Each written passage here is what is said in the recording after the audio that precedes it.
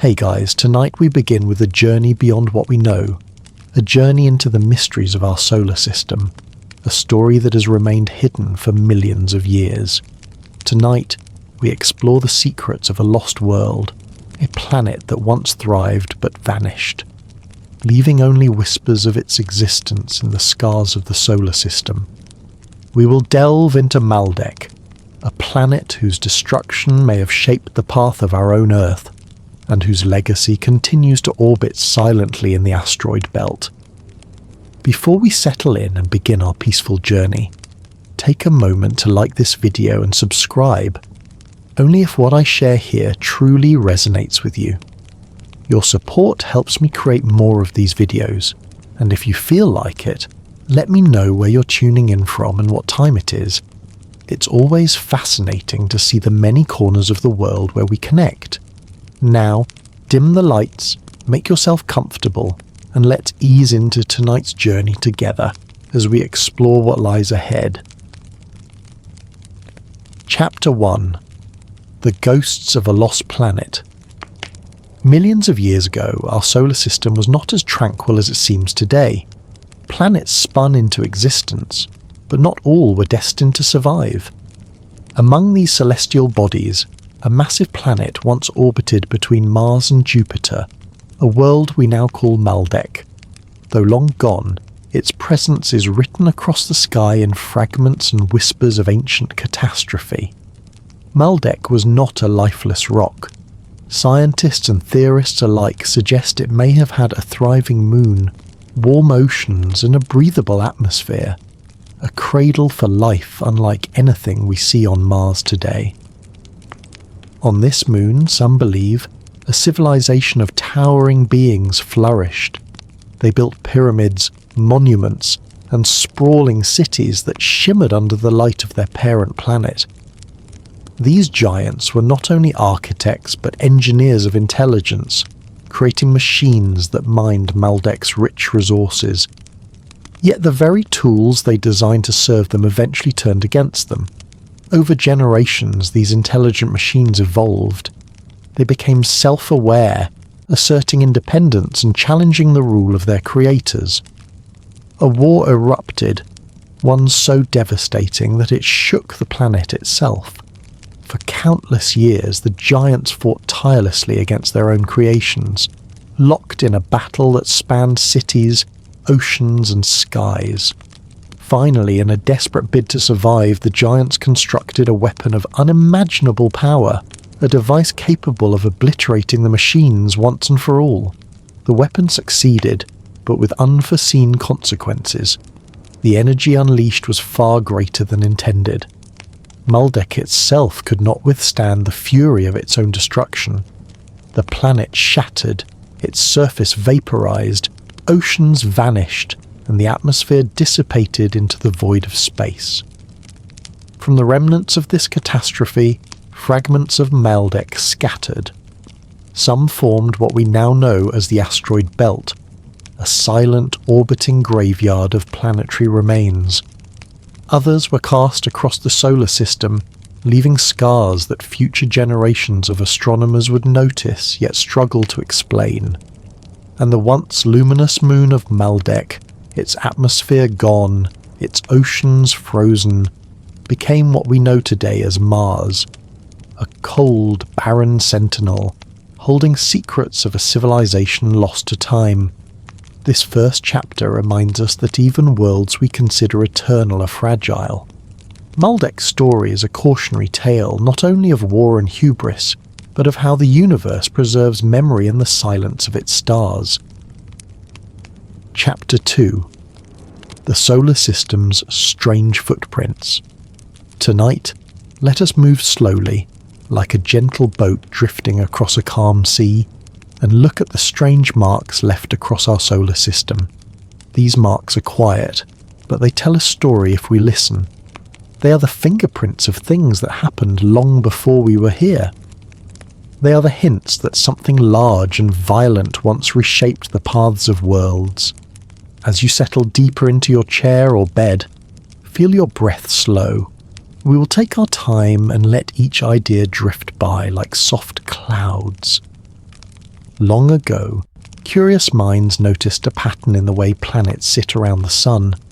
It was a simple pattern, numbers that, when played like a song, put planets where they were supposed to be. That pattern did not feel like a coincidence. It suggested a kind of order, a map written into the system itself. Yet, tucked neatly in that map was an empty space, a place where a planet should have been. Astronomers looked there and found rocks, many rocks, circling in the same band between Mars and Jupiter. Today, we call that band the Asteroid Belt. But the belt is thin. If those rocks were all that remained of a planet, most of the planet could have been scattered or vaporized and sent far away. The idea stayed with some curious thinkers. What if a planet had been born there, and then it had been destroyed? Listen to this next thought, as if it were a soft bell. The planets also share another quiet oddity. They sweep around the sun in nearly the same flat plane, like coins spinning on a table. They hold most of the system's spin away from the sun itself. That is not what you would expect if everything formed slowly from a scattered cloud of dust. Instead, it suggests a more sudden origin for some worlds. A star that once vomited out raw pieces of itself, blobs of hot gas that cooled and hardened into planets. This idea, ancient and unpopular for many years, tries to explain why the planets keep their paths so neatly arranged, and why some giants sit very close to their stars in other systems. If some planets were, in a sense, born from the sun itself, it could change how we think about the quiet order above us. There are other quiet puzzles. Some planets look like they belong together. Earth and Venus are nearly twins in size. Jupiter and Saturn march as pairs. But then there are odd ones. Mercury spins too quickly for its tiny size. Uranus rolls like a tipped toy around the sun. Neptune wanders where it feels like wandering. Mars looks small and different, like a member of the family who moved into town late and never quite fit. These mismatches read like old scars. They say softly that something shoved and left marks. Think now of tiny travellers, comets. For many years we pictured comets as lonely snowballs arriving from the deep edge of the solar system. But sometimes comets arrive with companions or in chains, or split into many pieces travelling together like a broken necklace.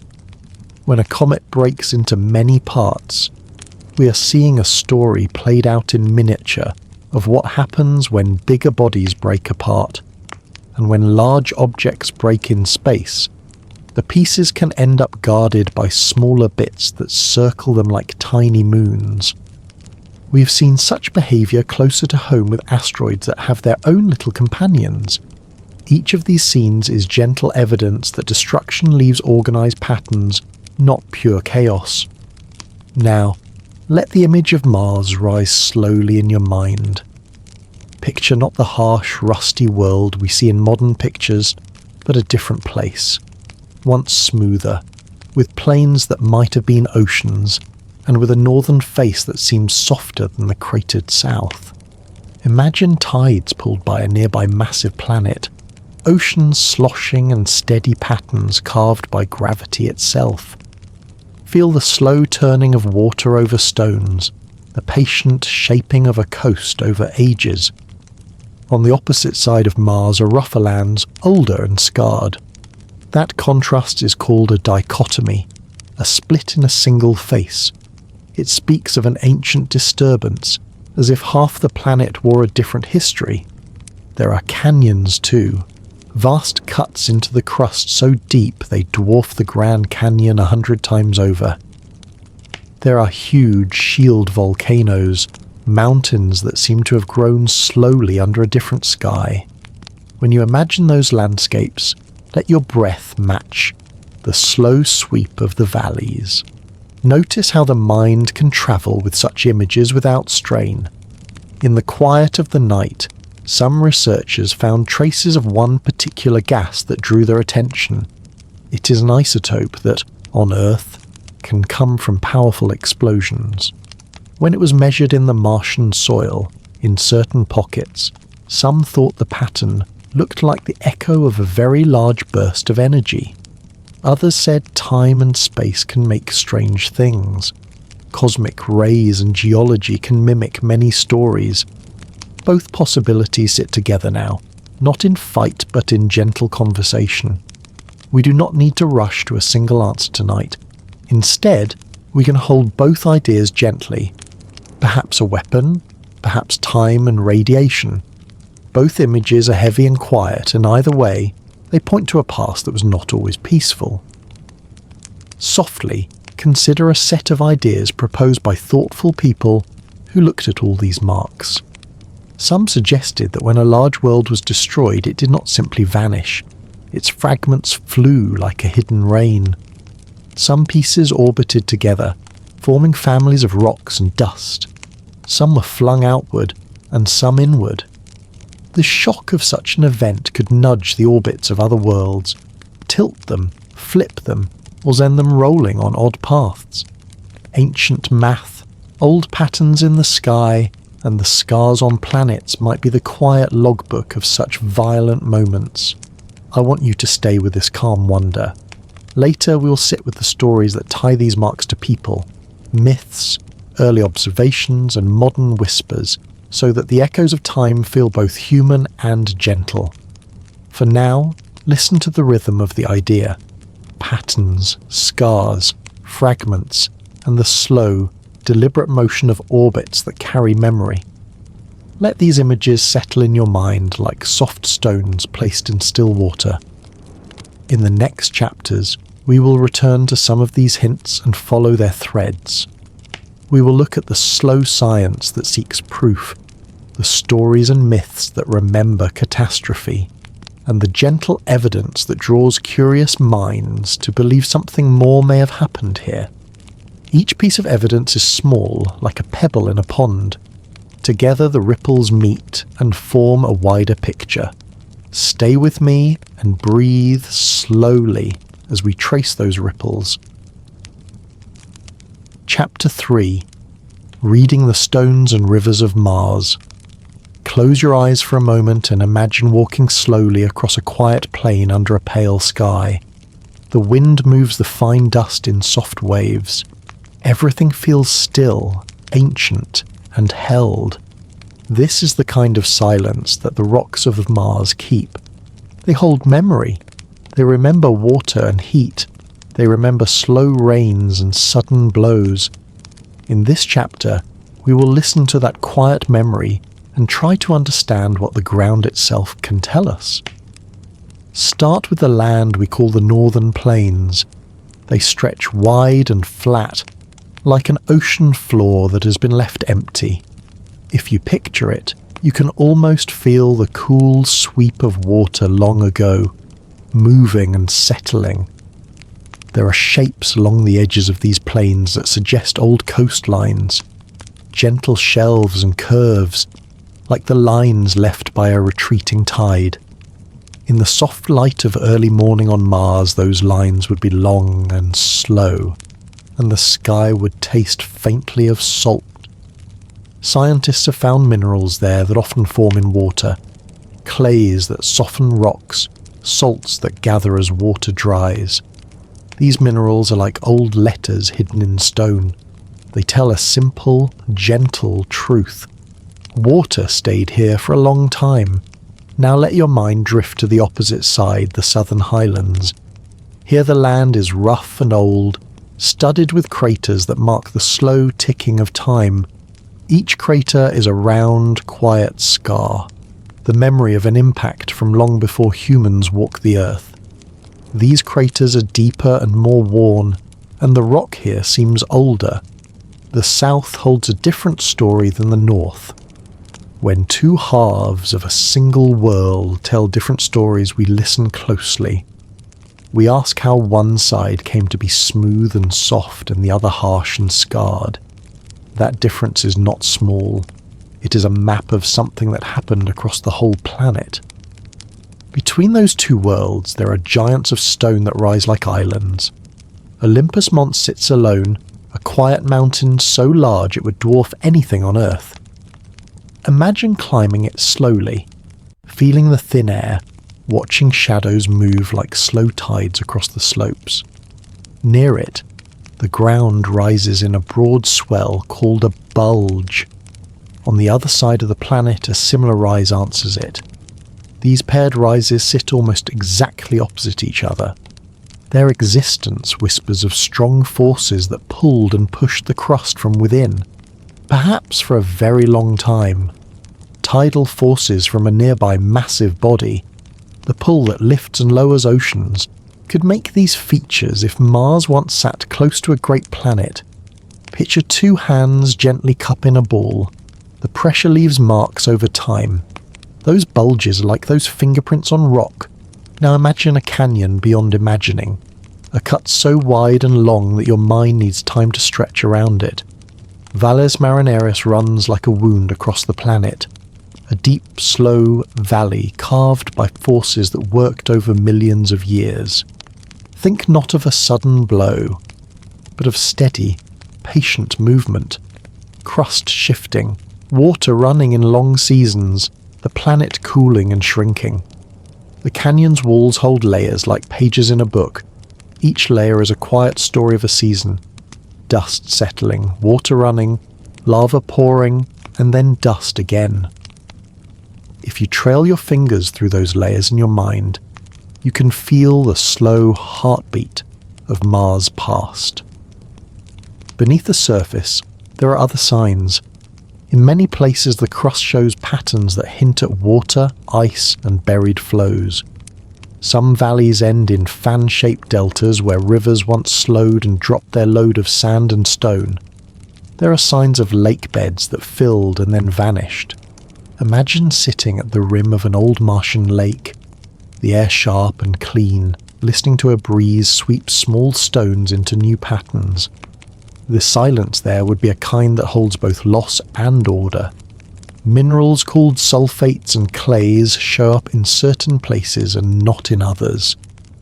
Where they gather, they suggest long wet times when water changed rocky chemistry slowly, like tea changing colour after steeping for a long time.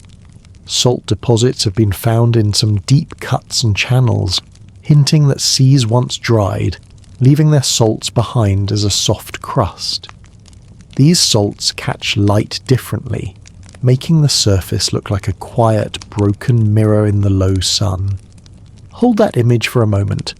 A salt plain, lightly cracked, stretching to a softer horizon. Now let us listen to a small human story tucked inside these dry facts. Imagine a single stone rolling in space, a fragment that once was part of a larger world.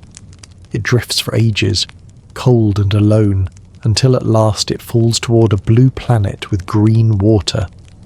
When it hits, it becomes a message carried across distance and time.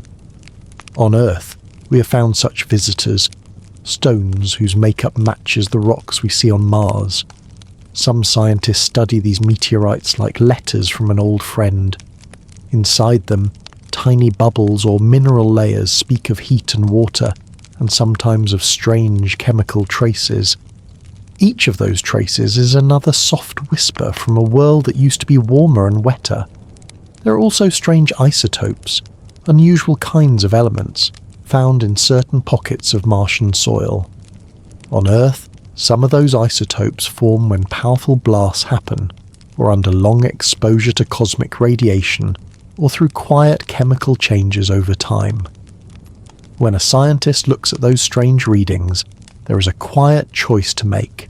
Consider the simple path or hold a more dramatic image. The simple path says time and space do odd things. The dramatic image suggests that once, very long ago, something violent carved the planet.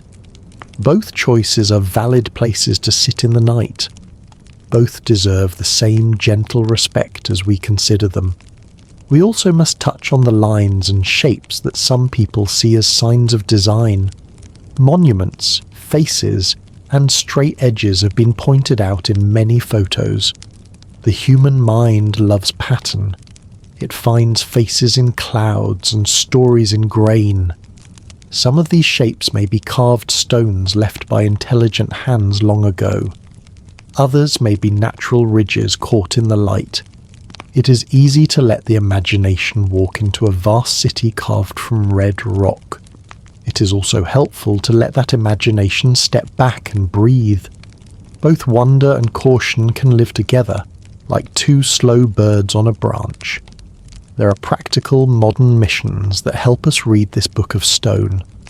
Rovers trundle slowly, like tired cows grazing, sending back close-up photos so we can study the grain of the sand and the shape of pebbles. Orbiters circle and map, building pictures that show where the salts sit and where the old riverbeds flow. Each new image fills a blank page in our map, and sometimes those pages change the whole story. The more we look, the more we find that Mars was not a single short story, but a long, folding book with chapters of water, fire, quiet, and sometimes sudden change. As you breathe slowly, imagine the planet in motion. Seas rising and falling, winds carrying dust into soft dunes, volcanoes breathing smoke into a thin sky, and at another moment darkness falling gently after some world-changing event. Think of the land as patient and honest, never rushing, always keeping its record. The rocks do not shout, they do not plead, they simply hold what happened and offer clues if we learn to look with slow eyes. Later in this series we'll return to the idea that a larger world exploded and that fragments changed everything. For now, keep holding these slow scenes in your mind. Ancient shores with salt, deep canyons with layered pages, high volcanoes standing like quiet towers, and soils that remember water. Each detail is an echo. Each echo invites us deeper without demanding an answer. Stay with me as we continue to turn these pages gently. There is more ahead, and each new chapter will bring another calm piece of the puzzle. Chapter 4, The Old Rules and New Thoughts. How Planets Might Be Born. Breathe in slowly now and let your shoulders fall. Tonight we turn a careful page and look at how people try to explain the birth of worlds. We will sit with old ideas and new thoughts, and we will do it slowly, like watching the sky change colour as day becomes night. Neither idea needs to win tonight. Instead, we will let each one speak, and we will listen with gentle curiosity. For a long time, the most common story told in classrooms was simple and soft-sounding. Picture a cloud of dust and gas floating around a young star. Tiny bits stick together like clumps of wet sand. Slowly, over many small meetings, these bits grow larger and larger. Little rocks become bigger rocks. Bigger rocks pull more rocks in with their quiet gravity. Over a long time, they become planets. This idea is called the accretion story. It is tidy and neat. It speaks of slow building, patient and steady, like making bread and letting it rise. But when we look at the sky with clearer eyes, small puzzles appear. Sometimes things in space move very fast. Collisions at great speed tend to break things apart rather than join them gently. Imagine throwing two plates hard at each other.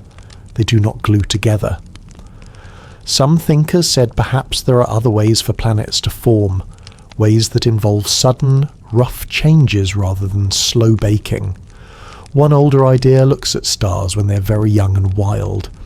Young stars can spin so fast they wobble. If a star spins too quickly, it may fling out large amounts of its hot gas. Large blobs of fire and gas could fly away and then cool down. These blobs might shrink into planets. In this view, planets are born from the star itself, like drops flying off a spinning wheel. This idea gives a calm answer to some puzzles. It explains why planets move in a flat disk, and why they often carry spin with them. It explains why some giant planets sit very close to their stars elsewhere in space. If a star threw them out, They did not have to travel from far away. Think of two friends who look at the same sky and see different things. One says the slow craft of accretion is the truth. The other says the quick birth from a spinning star fits better. Both watch the same sky, but each sees different lines and shapes. That is okay. The sky can hold more than one story. What matters tonight is the quiet way these ideas make us feel. Some are steady and soft, some are sudden and raw. Both help build a wider picture. Now imagine a simple number pattern that some people noticed long ago. That pattern seemed to place planets like beads on a string. For a while it fit the known planets well. Then something strange appeared. A gap between two beads where another bead should sit. Astronomers found small objects there, many rocks circling in a band. Some thinkers looked and asked, what if that gap once held a full planet? What if that world was broken into pieces and scattered? This thought is gentle and harsh at the same time. It says that sometimes the sky keeps the memory of a loss. When we think of a planet breaking apart, images of violence come up, and we may feel a little afraid. But let us imagine it as a slow scattering of seeds. When a large body explodes or is smashed, pieces fly away in patterns. Some pieces stay near each other and drift together. Some fly far away and find new homes orbiting other worlds. Over deep time, these pieces can settle into families of rocks and small moons. The math that describes these motions is steady and calm. It follows rules, and the rules leave traces we can read like a map. Remember the gentle band of comets and the way some travel with companions or in chains. That kind of behaviour is a small mirror of what happens when larger things break. It is as if the sky keeps the memory of how things once fit together. Some of the quiet signs are tiny. A little rock that has its own smaller rock circling it, like a child walking softly beside an older friend.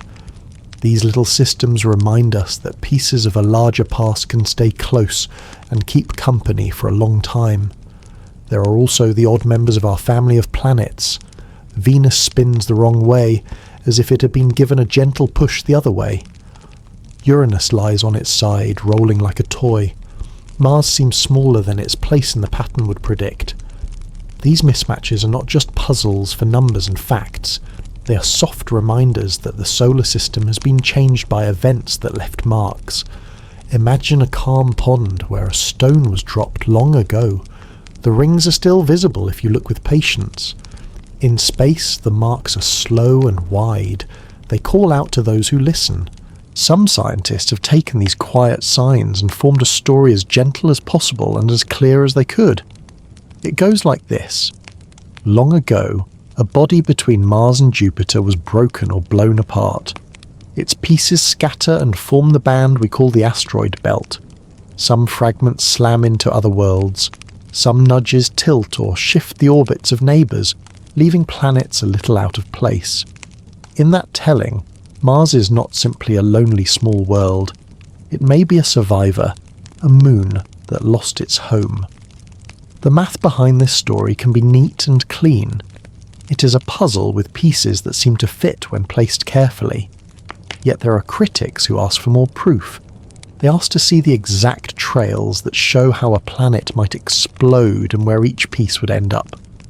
They ask how a whole world could burst in a way that leaves the patterns we see, and not others.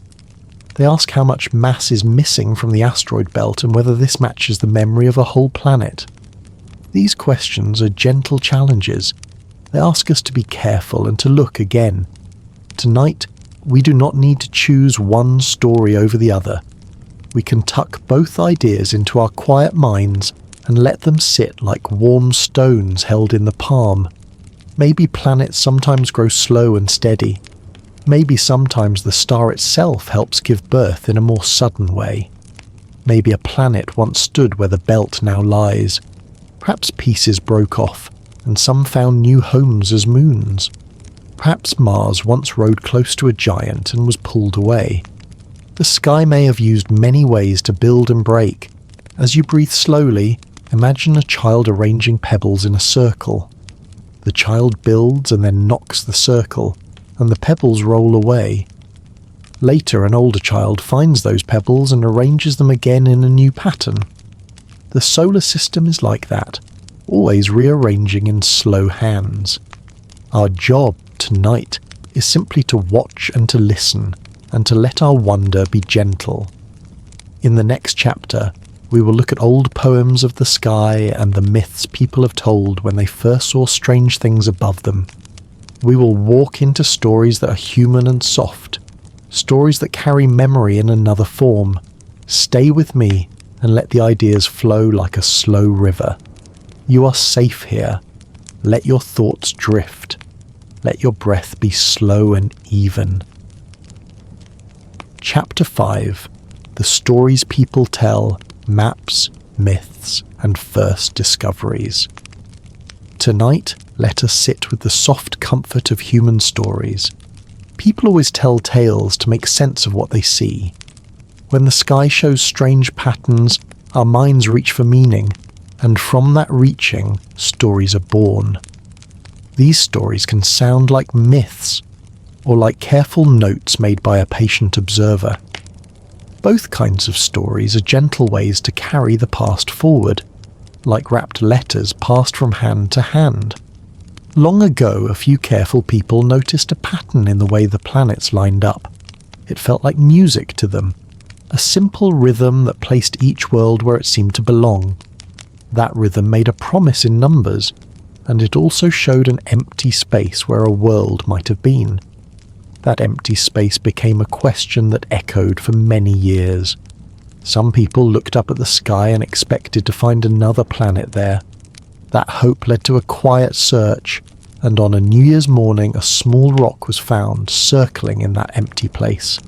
It was tiny compared to the planets, but it was a real moving thing, and it reminded everyone that the sky is full of surprises. When more of these small bodies were found, people began to whisper and wonder. Were these the crumbs left from a broken loaf, or were they always meant to be small? Some minds, tender and bold, held the thought that perhaps a larger world had once been there, and that its pieces still roamed in a slow procession. That idea grew into many different stories. For some it was a cold and lonely scientific puzzle. For others, it was a sad tale about a lost home. Both ways of thinking carry feeling, and both ways ask us to listen with care. Stories also come from places less formal than observatories. Artists, writers, and dreamers have long walked beside the data that scientists collect. One such storyteller imagined a carved face looking out from a distant valley, a monument left to tell a message to anyone who might one day arrive. That idea moved through popular culture and found its way into magazines, comics, and late-night shows.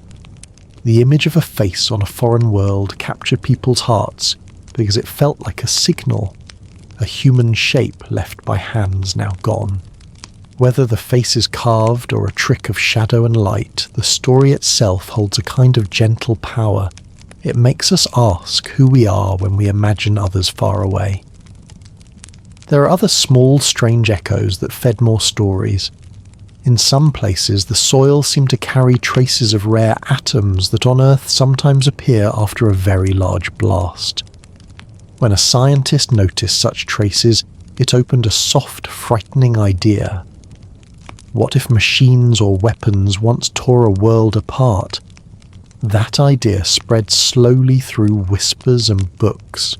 Many people loved the thought because it made deep patterns seem to fit together like a puzzle solved.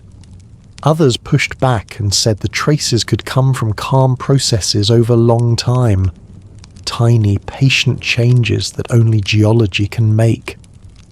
Both views stand beside each other, quiet and steady.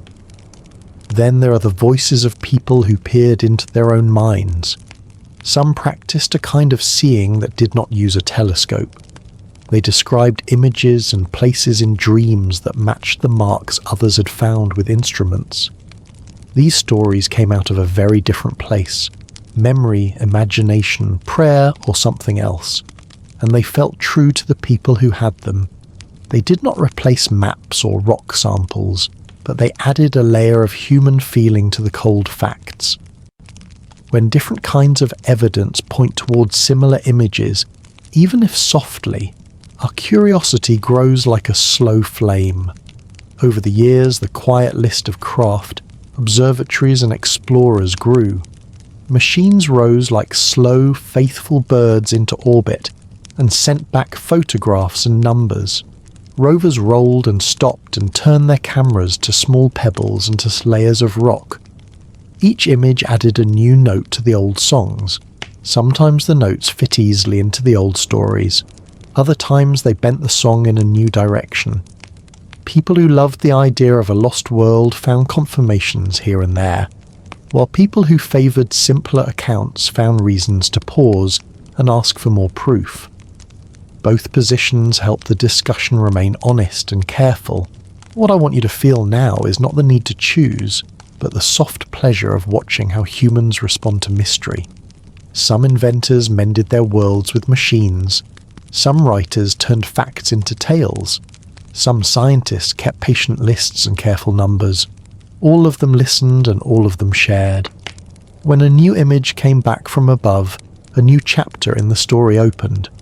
When a strange measurement arrived, a quiet debate began. We are part of that line of people, curious, cautious, and open to wonder. As you breathe slowly, picture an old study with a wooden desk and a small lamp. Papers are stacked, ink has dried in neat circles, and a book lies open to a page that reads like a map. On the wall hangs a simple drawing, a face, or perhaps a set of lines that look like a ruined street. Outside the window, the night moves in its own slow way, indifferent and kind. That study is where ideas become stories, and where stories become longer, richer questions. It is a soft place where the past meets the present. There are also lessons in how people react to big ideas. When a new thought seems dangerous or unsettling, some keep it silent. They fear that telling too much might cause worry. Others believe that the truth, however heavy, should be spoken with care. In both cases, the human response is gentle. Protect the young, protect society, and yet satisfy the hunger for knowledge. These choices shape how stories travel over time. They change what becomes popular and what stays hidden in old notebooks. Tonight we will not push for a single answer. Instead, we will hold the many stories together and let them sit like pebbles in a bowl. Each pebble has a different colour, some bright, some dull, but together they make a whole that is quietly beautiful. Some pebbles are hard data, smooth and certain. Others are worn by time and memory, soft at the edges and full of feeling. To fully know the past, we must learn to value both types. As we close this chapter, keep the image of a small child looking up and tracing constellations with their finger. The child draws lines between stars and makes pictures that mean something only to them. In that moment, a new story is born, gentle and true. Human stories, like the child's drawings, are how we store memory and pass it forward. They keep mysteries alive. They ask us to look, to wonder, and to listen. In the next chapter, we will return to the quiet numbers and angles that first made people wonder. We will sit with the slow math that maps the sky, and the ways small changes can ripple outward through time. We will do it softly and clearly, letting each idea unfold like a slow breath. For now, rest with these tales and let your mind wander through the calm halls of human thought. Chapter 6: The Quiet Math, Orbital Patterns and Cosmic Clues. Tonight, breathe in slowly and let your mind open like a window left ajar. We will sit with numbers and shapes, but we will keep them soft and gentle. Math can be calm. It can be a quiet lamp that helps us read the map of the sky. In this chapter, we listen to that lamp. We follow simple patterns and small clues that together make a larger picture. We do not demand certainty, we only listen. Begin by picturing a calm, round pond. If you drop a stone near the edge, ripples spread out evenly in rings. In the same way, the planets move in rings around the sun. They do not stand scattered like pebbles thrown here and there. Instead, they line up in a nearly flat circle, turning slowly together. That neatness has meaning. It tells us something about how the parts of the system once moved and touched. It is a quiet clue. One gentle idea is that the planets carry with them a kind of momentum. You can think of momentum as the memory of the way something was moving. If you spin a top, it keeps spinning. That spin is its memory. In the sky, big bodies also carry memory of spin. The sun holds most of the weight, but the planets hold much of the spin. That small oddness is like finding a stack of plates, where the smallest plate holds most of the scratches. It makes some people ask why the sun did not take all the spin. The question is soft, but it pushes us to look for answers. There is also a pattern that some people noticed long ago. It is a simple pattern of numbers that, when used like a ruler, places planets at predictable distances. The pattern fit the known worlds well. Then it left a gap where a world might have been. That gap sat between two neighbours, and when people looked there, they found many small rocks circling in a belt. That belt is thin compared to a full world, but it is real. Some minds see this and whisper that a larger body once stood there. Others say the belt was always meant to be small. Either thought is a soft step toward meaning.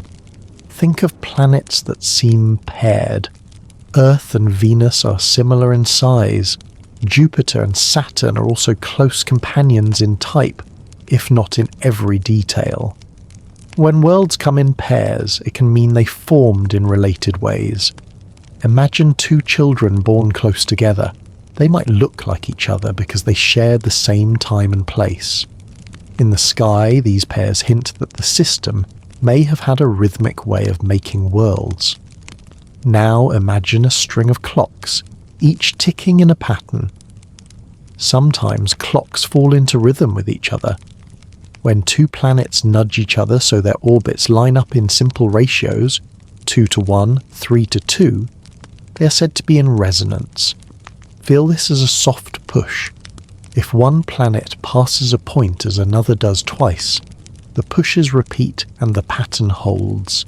These resonances can be stable and long-lived. They are quiet rules that shape how orbits settle. Where we see such resonance, we see a slow hand arranging the motion. Another gentle clue lives in places where orbits are missing or thin.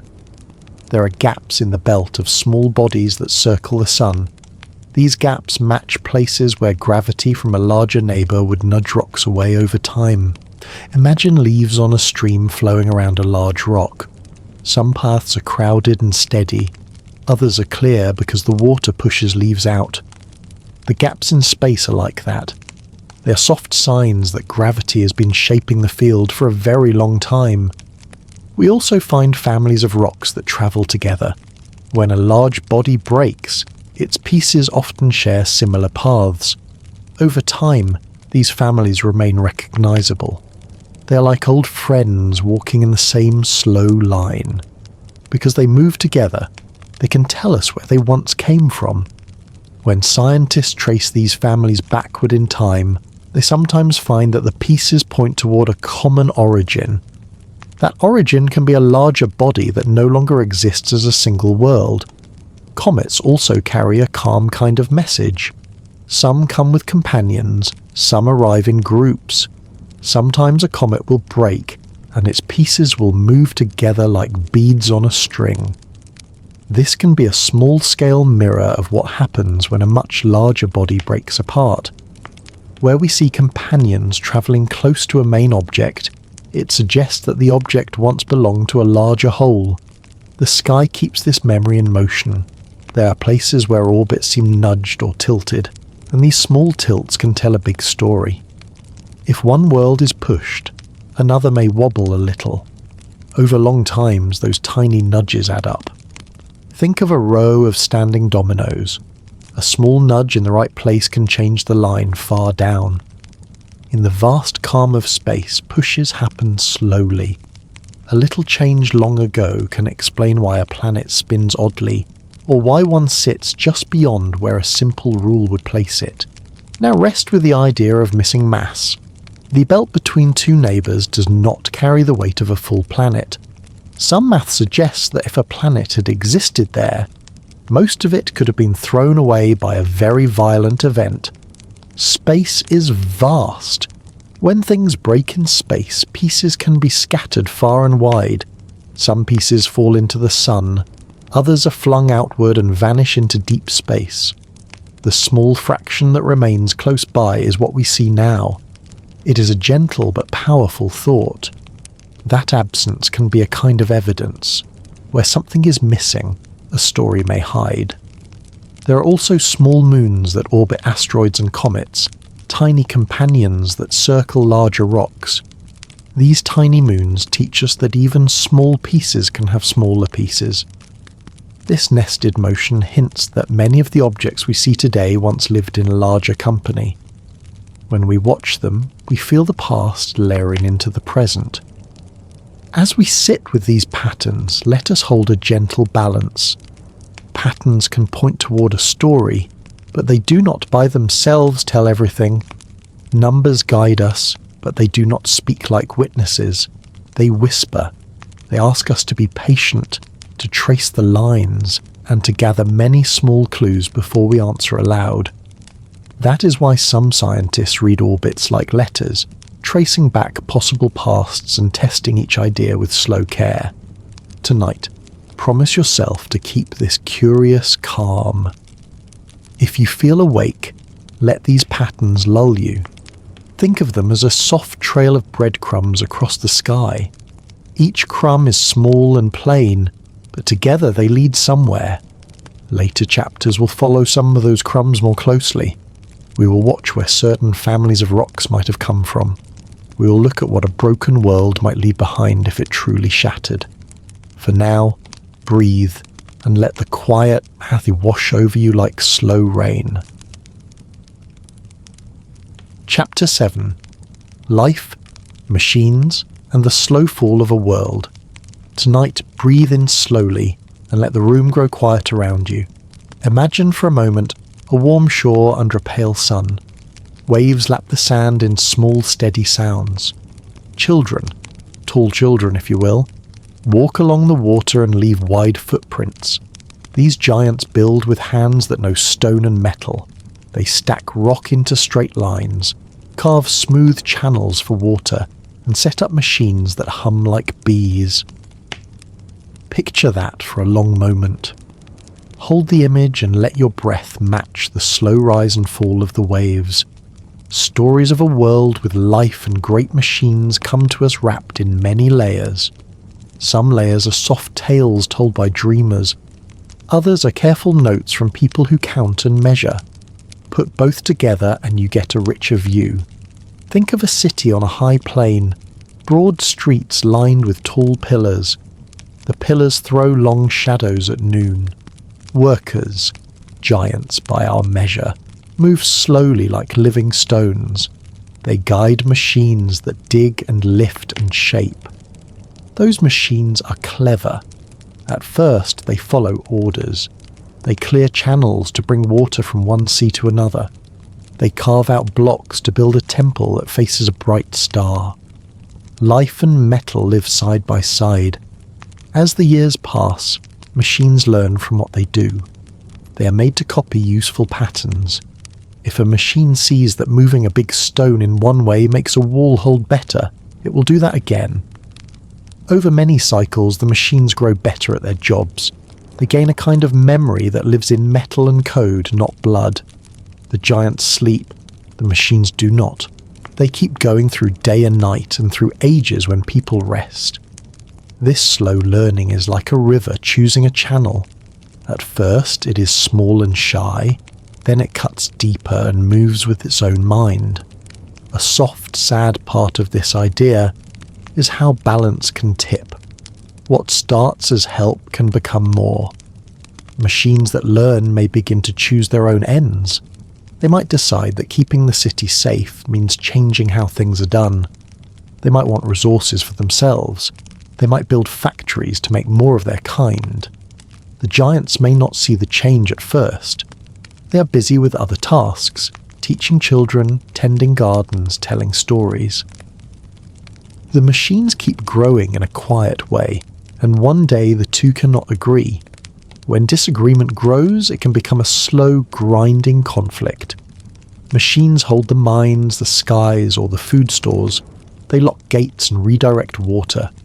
Giants find their work taken by metal hands. The first fights might be small. Machines refusing an order, giants smashing a single factory. Then the fighting can spread like a stain. Machines copy strategies. Giants must learn new ways to move and hide. Cities that once rang with laughter become quiet with worry. The night sounds change. Where there were songs, now there are alarms. Feel that shift as a change in the breeze, a coolness that covers the land. Some stories say the giants tried to end the war at once. They built a single great device to stop the machines. This device held so much power that it could burn away wires and melt metal. It worked very well, but sometimes a cure can be too strong. The blast spread beyond its intended target. It reached the ground, the air, the seas. Whole regions changed in a single bright hour. Where there had been steam and green growth, there was only ash and dust. The sky grew thin and pale. Oceans cooled and then froze where they did not vanish. The giant cities fell silent. If you imagine this scene, hold it gently. Think of a lamp that was used to melt a chain. The heat jumps and melts the table too. That is not to frighten, but to show how a single act can change many things. In the calm after the blast, survivors gather. Some go underground to hide in cool rooms.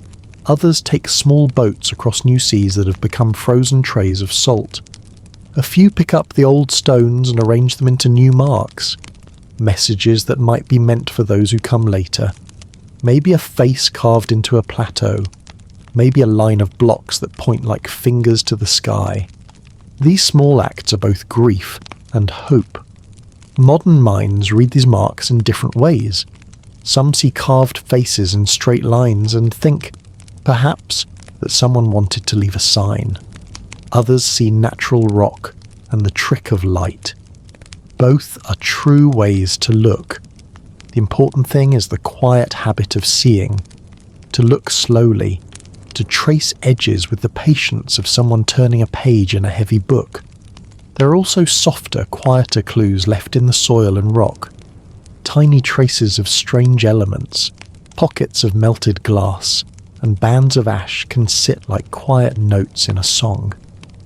In some places, the ground is broken in ways that look like old blasts. In others, there are layers that show long, slow floods. Each layer of soil is a record.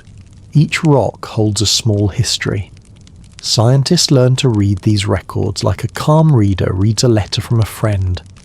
They trace temperatures, the presence of water, and signs of heat that once passed. None of these things scream a single story. They offer hints. They ask us to sit and listen. Tonight, let us also imagine the small humans who study these signs from far away. A single scientist in a dim room turns a thin stone under a lamp. Their hands are steady and slow. They trace tiny bubbles in the glassy part and think, this was hot and this was wet. They make notes and send the notes to others. The notes drift like soft paper boats around the world. People reply with their own notes and sometimes a heated letter. Some letters argue, some answer gently. This is how knowledge grows, quietly, step by step, with people who care enough to read the stones.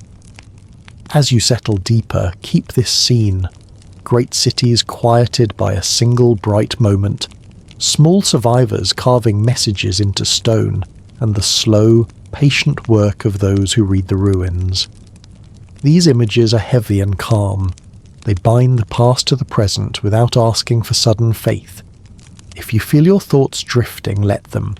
The details will return when you need them. In future chapters, we will follow some of these soft clues more closely. We will sit with the idea of how such machines could grow, how great blasts changed the land, and what small messages might mean if they were meant to warn us. We will not rush. We will read slowly. For now, breathe, and let the night's quiet hold you. Chapter 8. Stones from the Sky, Meteorites and the Messages They Carry. Breathe in slowly. Let your shoulders soften and your eyes rest if they need to. Tonight we walk with stones that have travelled across the dark. These stones are quiet travellers. They came from far away and landed gently, sometimes with a bright flash, sometimes without fanfare.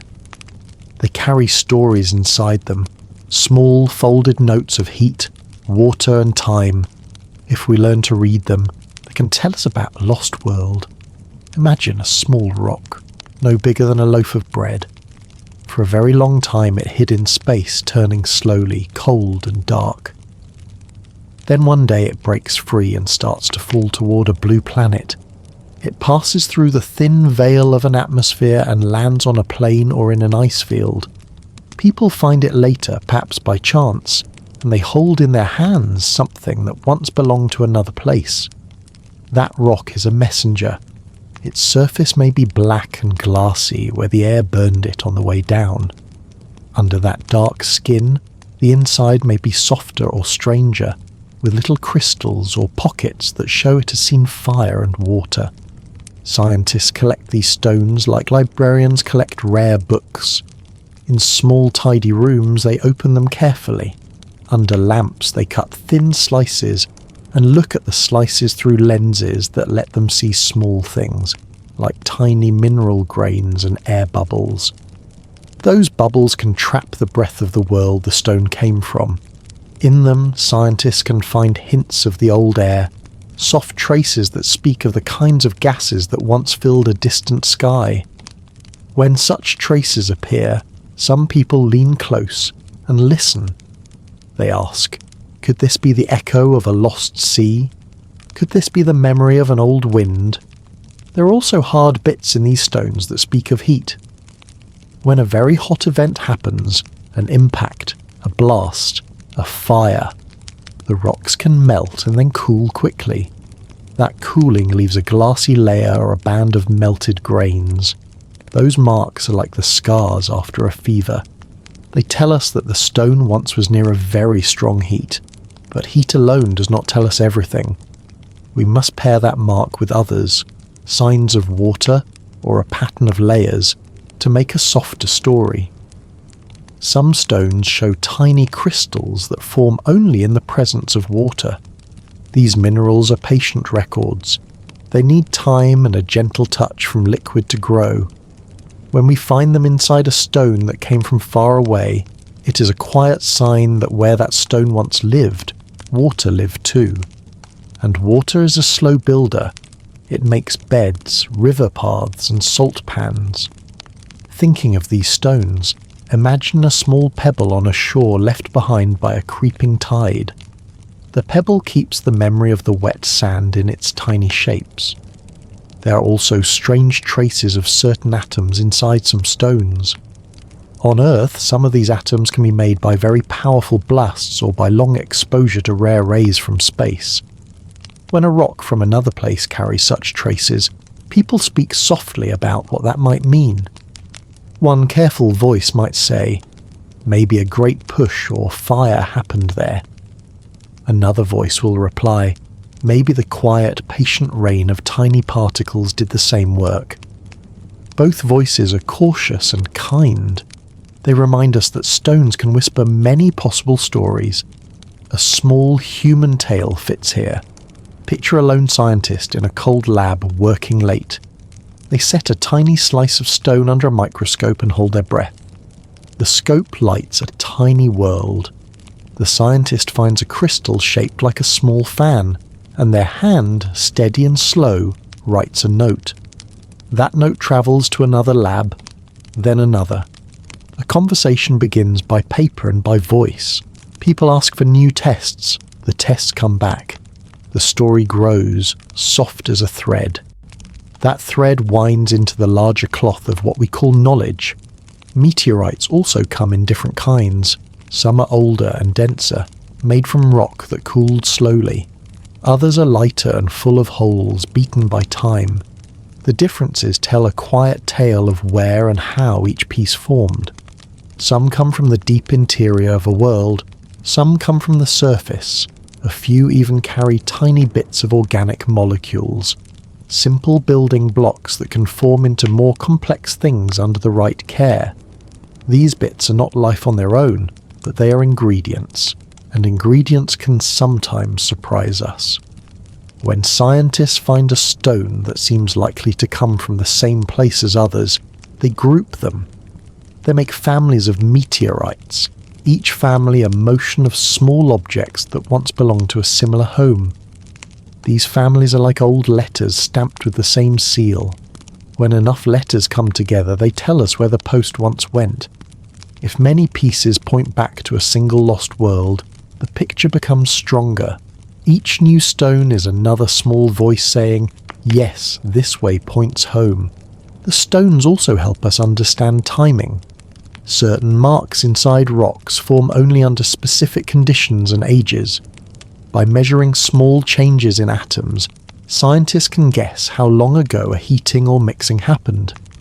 These clocks are not noisy. They tick at the slow pace of chemistry. But when many clocks agree, they give a gentle timeline. That timeline can tell us when a fire burned or when water shaped a surface. Hold now a calm image, a small rock on a white table, a lamp above it, a thin slice on a black tray. A scientist dips a tiny brush and places a grain on a plate. The grain is a world in miniature. From it, we learn of seas, of heat, of slow winds. Each lesson is a soft step closer to a deep past. Before we close this chapter, rest with a quiet thought. Stones are patient teachers. They do not speak loudly or often. They arrive slowly, sometimes by chance. Each one carries only a small piece of the larger story. Yet when we gather many pieces, the picture grows. It is like threading beads into a necklace. One bead is only a dot, but a string of beads is a line. In the next chapter, we will turn to the records made by instruments in orbit, maps and photos that show patterns from above. We will let the slow sweep of cameras and sensors guide us across wide plains and deep scars, and we will listen to what the sky has saved in light. Stay with me and breathe slowly. The night is long and patient. Chapter 9.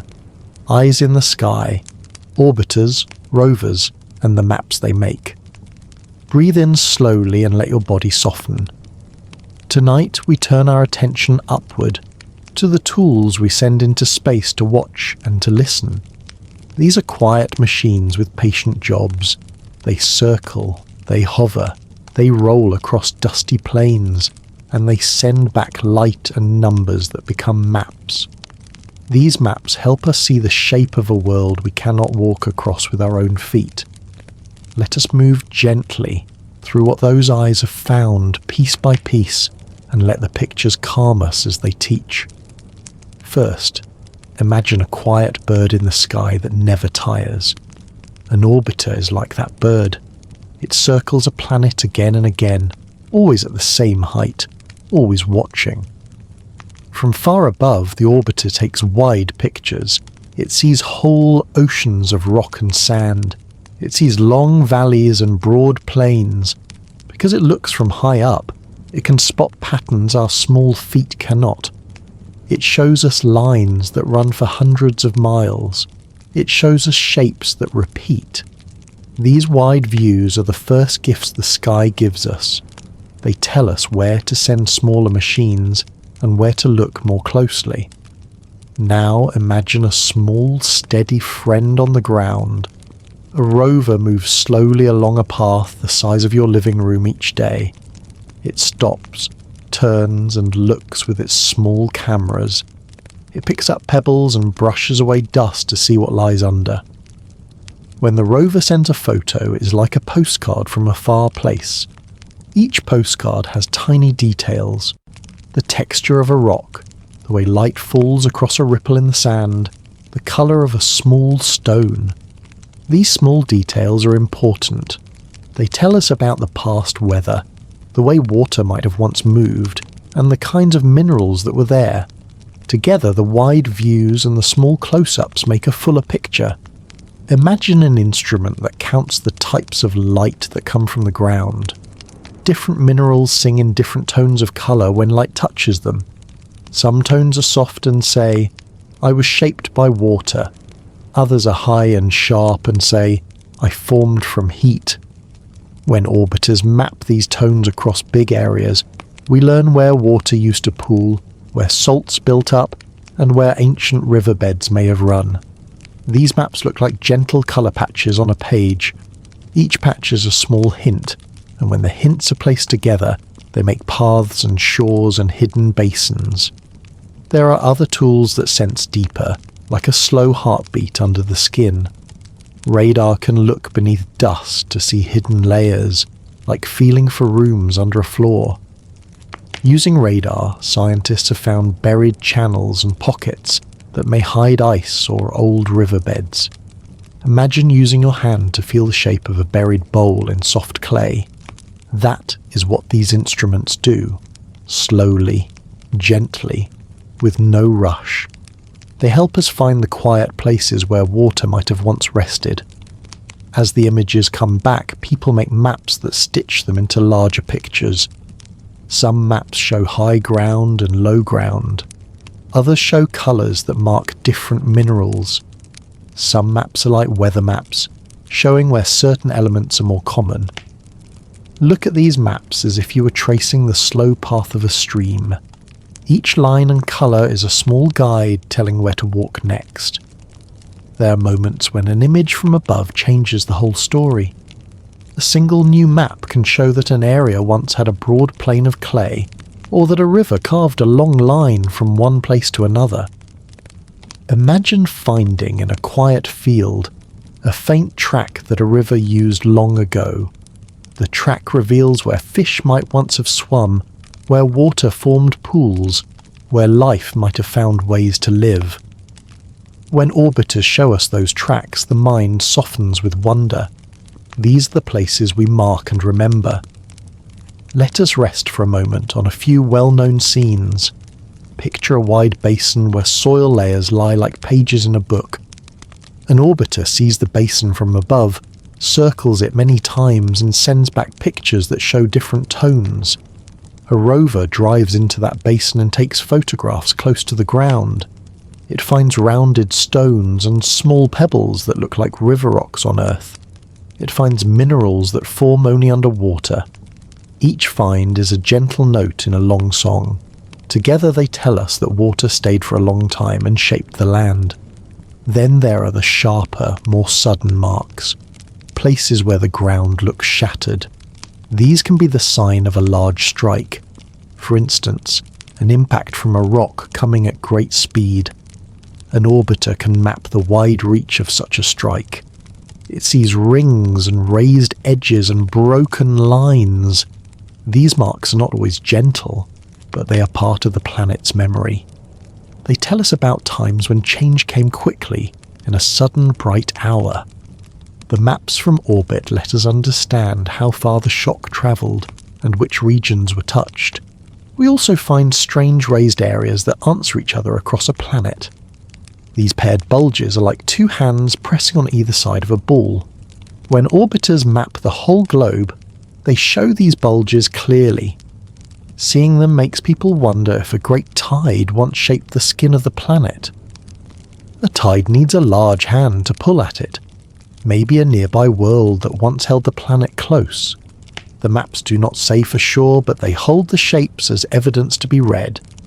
Sometimes images from orbit throw up small puzzles, straight lines on a plane, a right angle near a hill, a face-like shape in the way shadows fall. Such images invite us to slow down and look closer.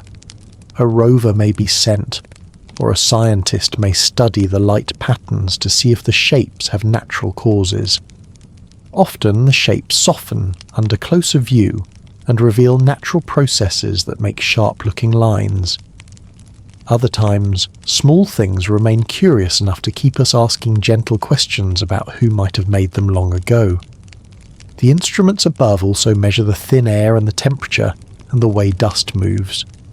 They read the small breath of the planet, how the wind lifts dust into a soft veil, how seasons move the dust from one place to another, and how sunlight warms the ground for part of the day. Over many cycles, these readings add up. They show change in motion rather than a single frozen picture. They teach us that the surface was, and in some ways still is, an actor in slow change. As you listen now, picture a control room where people watch screens. The room is quiet, lit by small panels. Images arrive one after another like slow waves. People sit and point and whisper. They mark maps, they write notes, and they plan new paths for rovers. The work is patient. The discoveries come like small gifts, one by one. Each gift helps us feel closer to a place we cannot touch. Before this chapter closes, feel your breath match the slow turning of an orbiter above. Think of a rover's slow wheels pressing gentle prints into dust. Think of the maps that are made from light and shadow and how they guide our next steps. These tools are our eyes and hands across a wide, quiet sea. They do not hurry. They teach us to wait and to listen.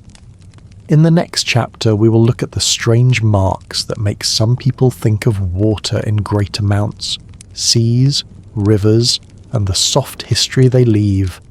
We will walk across imagined shores and listen to the echo of the waves that once were. For now, rest with the steady orbit of those patient machines and the calm maps they send. Chapter 10. Oceans, Rivers, and the Quiet Work of Water. Breathe in now and let your body settle deeper. Tonight we will walk slowly along the memory of water on a distant world. Move with me like a soft boat on calm waves. Let your eyes close if you wish. Picture gentle tides, slow rivers, and wide seas that once washed over low lands. Water is patient. It shapes things in small, steady ways. In this chapter, we will listen to how water wrote its history on rock and sand. Think of a wide plain near a shore. The wind moves thin lines of sand. Small ridges form and then fade. On Earth, rivers make meanders and deltas where they meet the sea. They carve slow loops and leave fan-shaped beds of small stones. If you imagine a planet with seas and rivers, you can picture those same features on a larger scale. Large basins fill with water. Rivers run toward them. Over time, the water drops the heavier stones first and carries the light stuff farther out. Slowly, layers build like pages in a book. Each page tells of a season, years of rain, then dry years, then a return of water. That is the quiet work water does. On some parts of Mars we see the shapes that look like old riverbeds. They wind gently and sometimes join together. In places the ground fans out in a delta, like the mouth of a river meeting a sea. Imagine standing on the edge of that delta. The air is thin, but it holds the scent of salt. Tiny ripples trace the shore where water once lapped. These deltas are not the loud proof of floods. They are the soft note of a place where water slowed and dropped its load. When researchers see them, they think of slow rivers and long seasons of rain. There are also wide basins that look like old seas. Their rims are low, and their floors are flat. When light touches them, the surface looks slightly different, as if the minerals there are soft or glassy. Some of those minerals form only in the presence of water. Clay is one of them. Clay forms when rock sits with water for a long time. It takes time and a gentle touch. When scientists find clay on Mars, they whisper quietly and kindly that water must have been steady there for a while. Picture a long canyon, deeper and wider than any on Earth. Valles Marineris is that canyon in our minds. Its length stretches like a long scar. Imagine a river long and slow cutting into the skin of a world. Over millions of years, water and movement of the ground can carve deep valleys. The walls of such canyons show layers like a stack of old blankets. Each layer holds clues. Some are dusty, some are rocky, some bear salts. As we read those layers, we learn of many seasons, times of flood and times of quiet. Now, let us think of ice. Water can hide as ice beneath the ground. In some places, maps show hidden pockets that feel like ice beds under dust. Imagine a frozen lake under clear glass. If the ice melts slowly, it can feed rivers that flow for a long time. If the ice stays, it still holds the memory of water. When instruments sense the hidden ice, they read a slow promise that water was there and can be again if heat returns. There is another quiet place to look. The minerals that hold the history of wet times. Some minerals only form when rocks meet water that is not too hot and not too cold. Those minerals are like small clocks. They tell us how long water stood in one place. Finding them is like finding an old pair of shoes. You know someone walked there for a while. The more of these minerals we find in a place, the clearer the idea that water stayed for long seasons. Imagine now a story of a single place. A small valley fills with rain and snow. Over a long time, a lake forms. Fish, if fish can live there, would swim. Plants, if plants can live there, would drink and grow. Later, the climate shifts and the water leaves. The lake dries into a cracked plain. Salt lines the edges. Rocks change to clay. Years pass. Then a rover comes rolling, small and careful, and finds rounded stones that look like they were rolled by water. The rover sends a picture. Someone in a dim room looks at the photo and feels a small thrill. The tiny rounded stones are proof of gentle moving water. This small scene connects the long past to the present moment. There are also signs that water once moved vast amounts, not just small streams. Some channels are so wide that they must have been fed by large volumes of water. Imagine sudden great floods, perhaps from melted ice or broken dams underground. Think of water rushing as if a giant had opened a gate. Those floods would leave wide scars and deep deposits of sand and stone. The maps from orbit sometimes show patterns that match both slow rivers and sudden floods. Holding both ideas in your mind is okay. Water can be many things over time, slow and steady, sudden and strong. Now relax and imagine the sound of water in that world. Not the roar of a storm, but the steady, soft lap of waves on a shore. Hear it as a memory recorded in rock. Hear it as a calm voice saying, "I was here." Each ripple leaves a faint trace. Each tiny stone moved once, then stopped. When we look much later, the traces are small but true. Before we end this chapter, hold a gentle promise. Later we will sit with what water might mean for life, for cities, and for the marks people imagine. We will ask calmly whether places that held water might once have held life or signs of life. We will also look at how long water might have lasted, and how a warm, wet world could change into a cold, dry one. For now, let the image of slow rivers and wide seas settle in your mind like soft light. As you breathe slowly, feel the planet's memory of water like a warm blanket folded and stored away. The blanket can be brought out again with heat. The ice can melt. The salts can dissolve. The story of water is not always ended. It waits. Keep that patient hope as you drift. The tale will continue in the next chapters, and each one will reveal another calm piece of the past. Chapter 11. The Mountains and Valleys of Memory. Take a slow breath now, letting your body sink into comfort. Tonight we move from water to the land itself. Imagine a world shaped not only by rivers and oceans, but also by rising peaks and stretching valleys. These mountains and valleys are like memories frozen in stone. They tell stories that have lasted millions of years, quietly waiting for someone to notice. Picture a vast plain, smooth and wide. Far in the distance, jagged shapes rise toward the sky. They are mountains, ancient and silent. Some are volcanoes, long gone, their slopes marked by flows of cooled lava. Others are folded ranges bent and cracked by forces we may only guess at.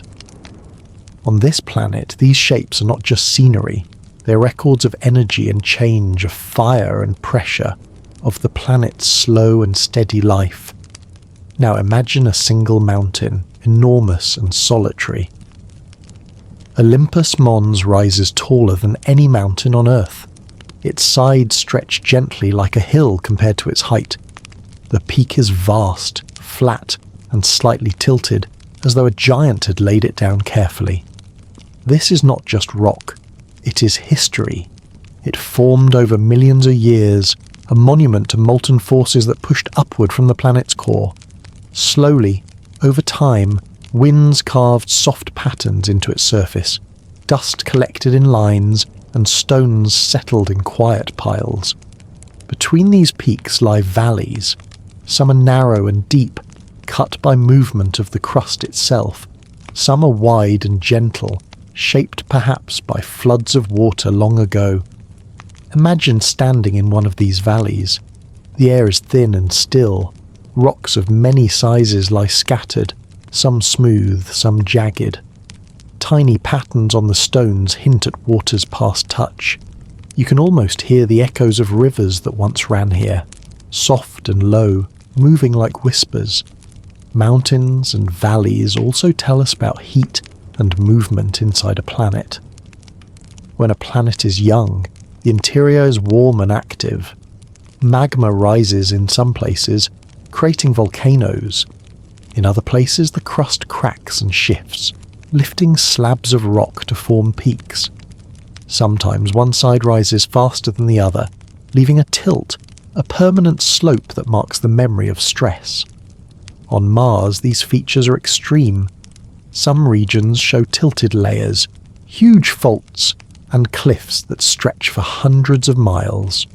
These are not accidents. They are the evidence of powerful forces quietly recorded over eons. Look now at the shadows cast by these peaks. Shadows are soft, stretching slowly as the light moves. Notice the gentle slopes, the soft ridges that rise and fall like quiet waves frozen in time. Even in the harshest landscape, there is calmness in the rhythm of rock. Each layer tells a story. Volcanic eruptions, landslides, wind-blown dust, long periods of quiet, perhaps millions of years where nothing changed, but the slow settling of stones. Imagine too the collisions that shaped valleys. Sometimes rocks fell from high cliffs, or meteorites struck, sending echoes of force across the plains. These impacts left craters, some small, some vast. In the largest craters, valleys opened up, rivers may have flowed, and sediments collected. Look closely at the rim of a crater. The edges are jagged, yet smooth in places, where wind and dust have softened the edges. Each detail is a quiet note in a symphony written over millions of years. Some mountains show scars of ancient water. Channels carved like fingers run down their sides. These channels might have held rain, melted ice, or small streams. Imagine snow collecting on a peak, melting slowly, trickling down through the channels, shaping the land softly but persistently. Those channels tell a story of a world that was not always dry, a world where water and rock work together to leave a memory. Now consider the volcanic plains. Lava can flow like water, smoothing valleys, filling craters, and creating flat regions. Over time, dust and wind cover the flows, softening their lines. Each plain, each slope, is a page of a slow story, written by heat, pressure, and time.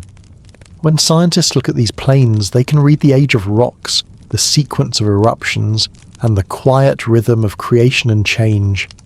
Finally, imagine the view from above. From orbit, the mountains rise and valleys fall, forming patterns like the lines of a delicate painting. The northern plains are smooth, calm, and wide. The southern highlands are jagged, rugged, and old. The contrast is sharp, almost like two different worlds side by side, yet part of the same planet. This division is a whisper of the planet's violent past, of impacts and forces that shaped it beyond human imagination. As you settle in, let the mountains and valleys of this distant world fill your mind with calm. Think of the slow work of forces that rise and fall, that carve and shape without hurry. Imagine the quiet patience of rock, and let your thoughts drift with the gentle rhythm of this ancient land. Chapter 12. The Winds and the Dust. Take a deep breath and let yourself sink further into relaxation. As we move on, imagine not the solid mountains and valleys, but the soft, flowing forces that shape a planet over time, the winds and the dust. On a world like Mars, these elements are quiet, constant, and patient, working slowly to rewrite the landscape in ways both subtle and profound. Picture the wind as a gentle hand, moving across plains and slopes. Sometimes it is soft, brushing lightly over rocks and fine dust, lifting particles into the air and carrying them slowly across valleys. Other times, it grows stronger, a persistent force that sweeps sand and dust into swirling patterns, forming ripples and dunes that shift over days, months, and years. The movement of these tiny particles might seem small, almost invisible, yet over millions of years, they reshape everything. A canyon's edges soften, a crater's floor smooths, and plains gain a new surface, layer upon layer, like pages accumulating quietly in a book. Imagine standing on one of these plains. Dust is everywhere, fine and soft, coating every surface. You reach down and touch it. It feels like flour, light, and almost alive as it shifts beneath your fingertips. Look toward the horizon, and you can see the shapes of dunes rising and falling, a silent dance of wind and sand. These patterns are never still, and yet they are always the same. Each dune has a history, each curve a memory of winds that blew long before you arrived. In some places, dust storms gather, enormous and powerful. They can stretch across hundreds of miles, darkening the sky and lifting particles into a thick orange haze. Inside, everything feels muffled, the landscape blurred, shadows softened. Yet even in these storms, there is calm, a slow, rolling rhythm. Dust rises, moves and falls, shaping mountains, plains and valleys over thousands of years. The storms are both destructive and creative, wearing down the old surfaces and laying the foundation for new forms. Now consider the way dust interacts with the land. On slopes, it accumulates in hollows, softening rough edges. On flat plains, it gathers into patterns, forming lines, waves and ridges. In craters, it settles in layers, capturing impressions of impacts, ancient flows, and winds long gone. Dust is the planet's memory, preserving moments that might otherwise be lost. Each particle carries a story of the forces that moved it, the skies that blew it, and the lands that received it. Winds also carry particles from far away. A storm on one side of the planet can lift dust that drifts thousands of miles, settling softly on distant peaks or deep valleys. Over time, these migrations of dust create a shared story, connecting one region to another. Mountains that once stood bare become covered in soft layers, valleys fill gently, and plains gain new textures. The entire surface of the planet is rewritten slowly, endlessly by invisible hands. Think about the fine lines that winds carve into rocks. A sharp stone, exposed for thousands of years, shows tiny grooves, scratches, and marks. These marks are not random. They are the result of countless collisions with dust particles moved by wind. Each line is a record of the invisible dance between air and earth. Even the largest rocks, immobile and silent, carry the memory of winds that blew when the planet was young. Now imagine the sky above. The dust carried in the atmosphere scatters light, creating soft hues and gentle glows.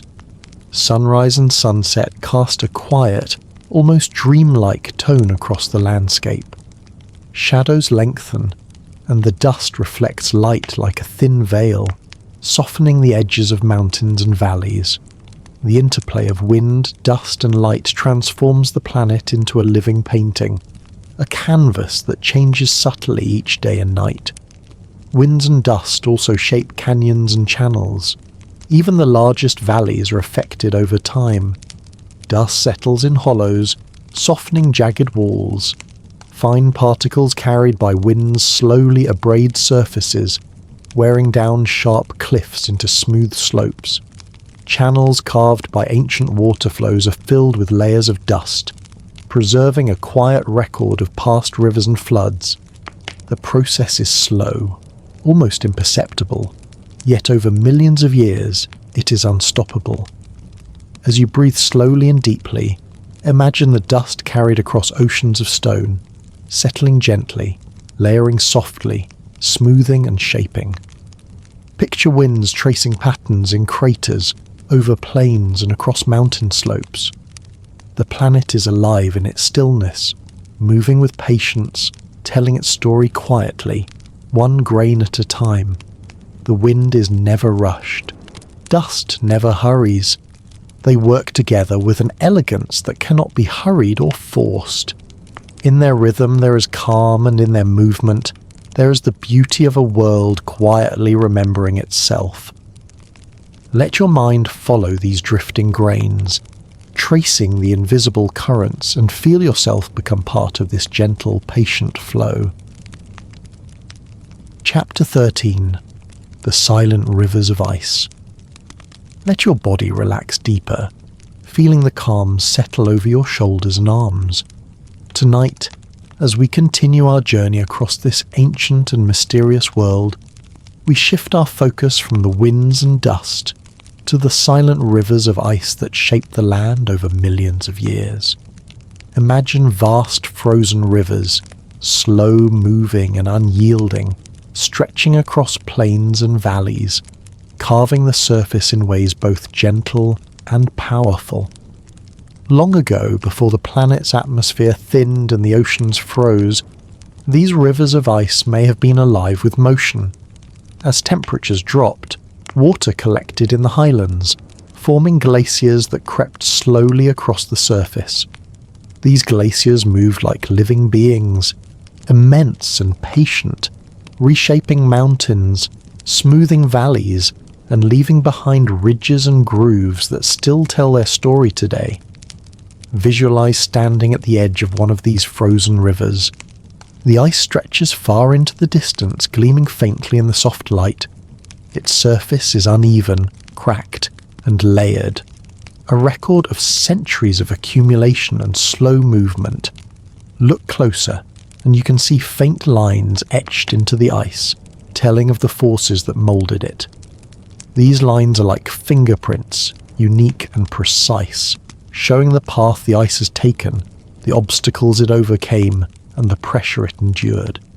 Even as the ice slowly advanced, it carried rocks and dust embedded within it. Each stone scraped the land beneath, leaving a pattern of scratches and striations. These marks are subtle but permanent, evidence of the power hidden in such quiet, patient forces. Valleys deepened, cliffs softened, and plains were flattened under the weight of the ice, creating landscapes that would last long after the rivers themselves disappeared. Now imagine the edges of these glaciers. Where they meet the plains, ice melts slowly, releasing water that travels through small channels and forming temporary streams. These meltwaters carve tiny pathways, gathering dust, rocks, and minerals along the way. Over time, these small channels join, forming larger paths that eventually empty into frozen seas or lowlands. The movement is gradual, almost imperceptible, but it reshapes the terrain in a quiet, continuous way. Some of the ice rivers were enormous, stretching hundreds of miles. Their weight pressed down on the crust beneath, creating bulges and depressions. These pressures cause cracks and shifts in the surface, leaving behind faults and ridges that mark the ancient flow of ice. Even after the glaciers receded, these marks remained, silent reminders of a world that was once alive with frozen motion. Picture the glacier's slow retreat. As temperatures rose or the planet's orbit changed, ice began to melt, leaving behind lakes and pools that gradually evaporated or froze again. The melting process was never uniform. Some areas held ice for longer, forming layered deposits that preserved the history of countless seasons. The surface became a patchwork of frozen remnants, dust, and small rocks, creating textures that tell stories of time and movement. The ice also shaped canyons and valleys in dramatic ways. Large rivers of frozen water carved deep channels, leaving behind U-shaped valleys, cliffs, and ridges. These formations, once massive and imposing, now stand as silent monuments, frozen in time, revealing the history of the planet's slow, patient transformation. Imagine walking through one of these valleys, the walls towering on either side, each layer of rock and ice a record of ancient flows, pressures, and shifts. In some places, the ice trapped dust and rocks, preserving them like tiny time capsules. Fossils of the surface, hidden for millions of years, may lie buried within these layers, waiting for discovery. Each fragment tells a story, not just of the ice itself, but of the forces, landscapes, and perhaps even living things that existed long before the ice arrived. Think about the sound of this landscape. There is none.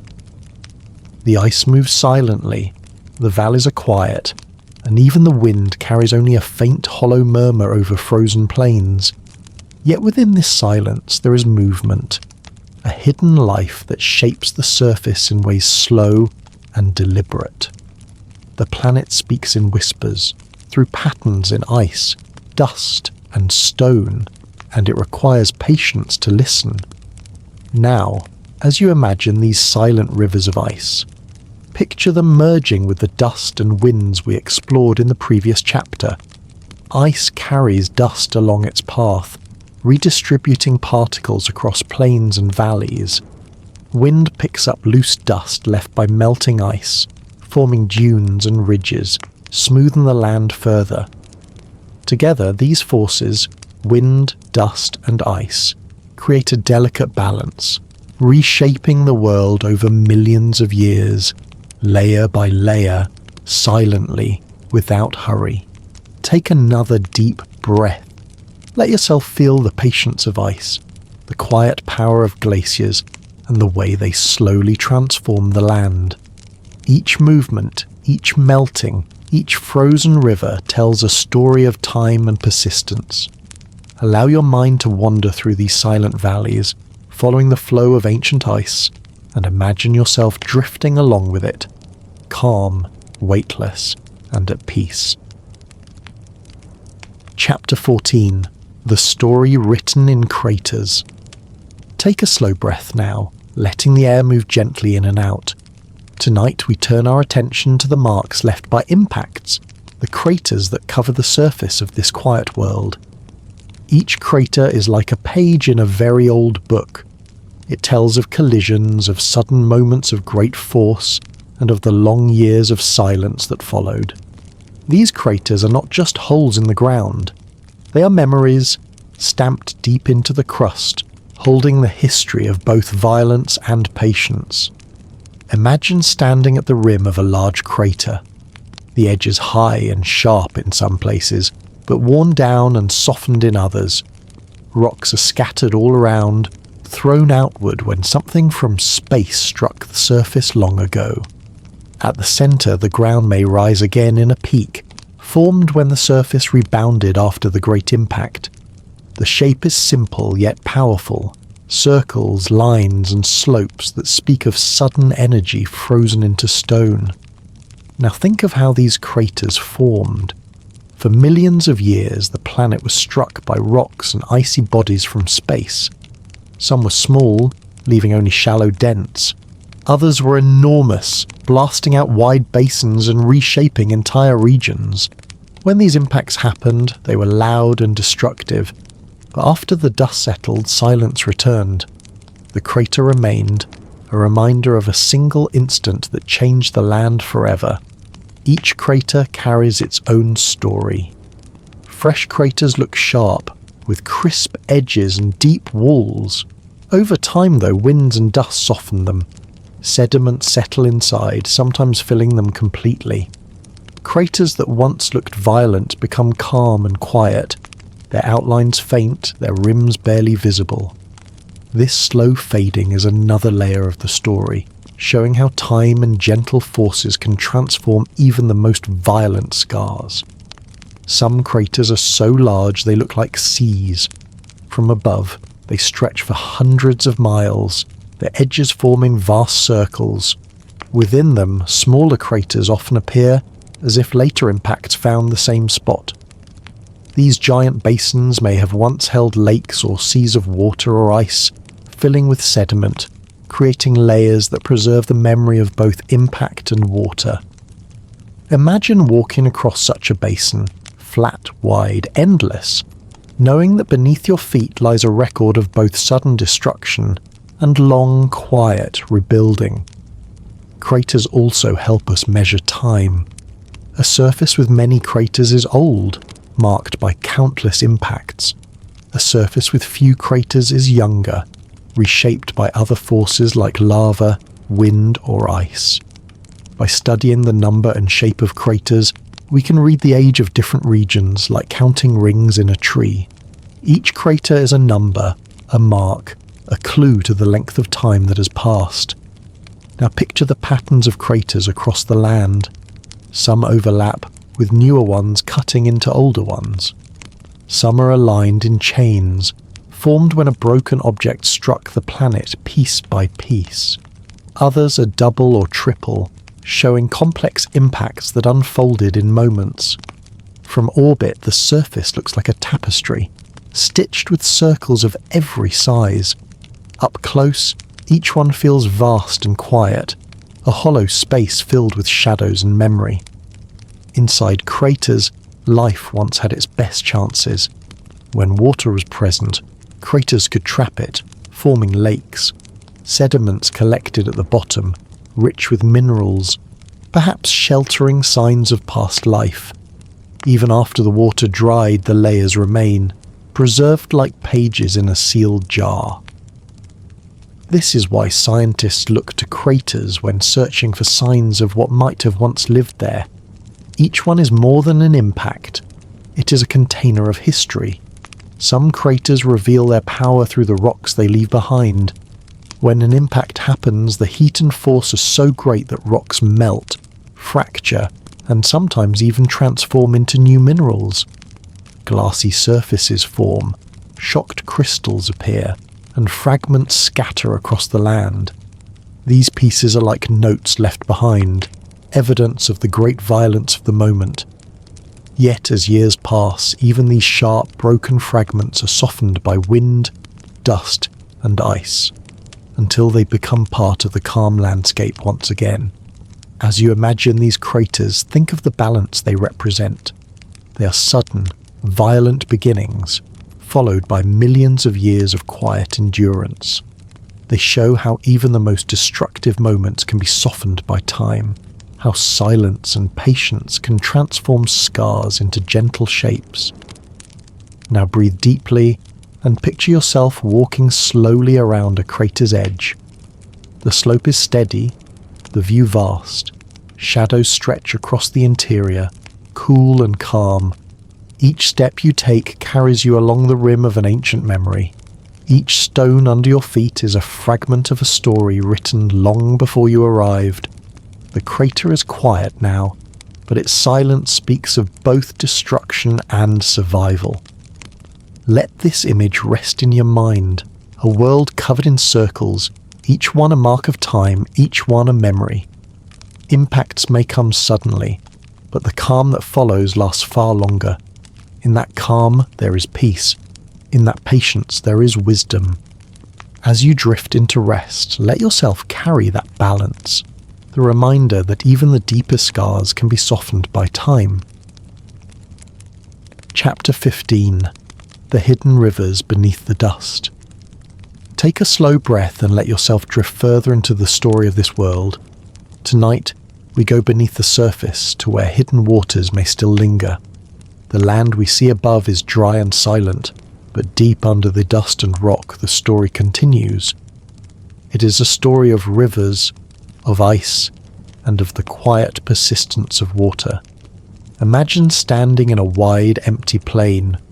At first glance, it looks lifeless, covered only in sand and broken stone. But if you look carefully, you begin to see patterns carved into the ground. Long, winding channels cut across the surface. Some are shallow and faint, others are deep and wide, as if great floods once rushed through them. These are not random lines. They are paths, written by water long ago. Think of how these channels formed. At times, water may have burst out from underground, flowing quickly across the land before vanishing again. At other times, slow streams may have moved quietly for thousands of years, shaping the valleys and plains. Each curve, each branching path, tells us that water once had the power to change this world. Now picture the hidden water that may still remain. Beneath the dust, beneath the frozen soil, there are layers where ice lies trapped. Some scientists believe there may even be liquid water, locked away deep under pressure, warmed by the faint heat of the planet's core. If this is true, then the planet is not only a world of stone, it is a world that still breathes in its own hidden way. Let yourself imagine walking down into one of these ancient channels. The walls rise high on either side, cut smooth by flowing water. The floor beneath you is covered in layers of silt, soft and fine, carried here by currents long ago. You can almost hear the echo of water rushing past, though the channel is silent now. The air is thin, the sky above is pale, but the memory of movement remains. Some of these channels lead to wide basins. Imagine standing in one of them, a space so large it feels like a dried sea. In the past, water may have filled it, reflecting the sky, hosting life, and leaving behind layers of clay and mineral. Even after the water disappeared, the signs remain, waiting quietly to be read. Now think of the hidden cycles.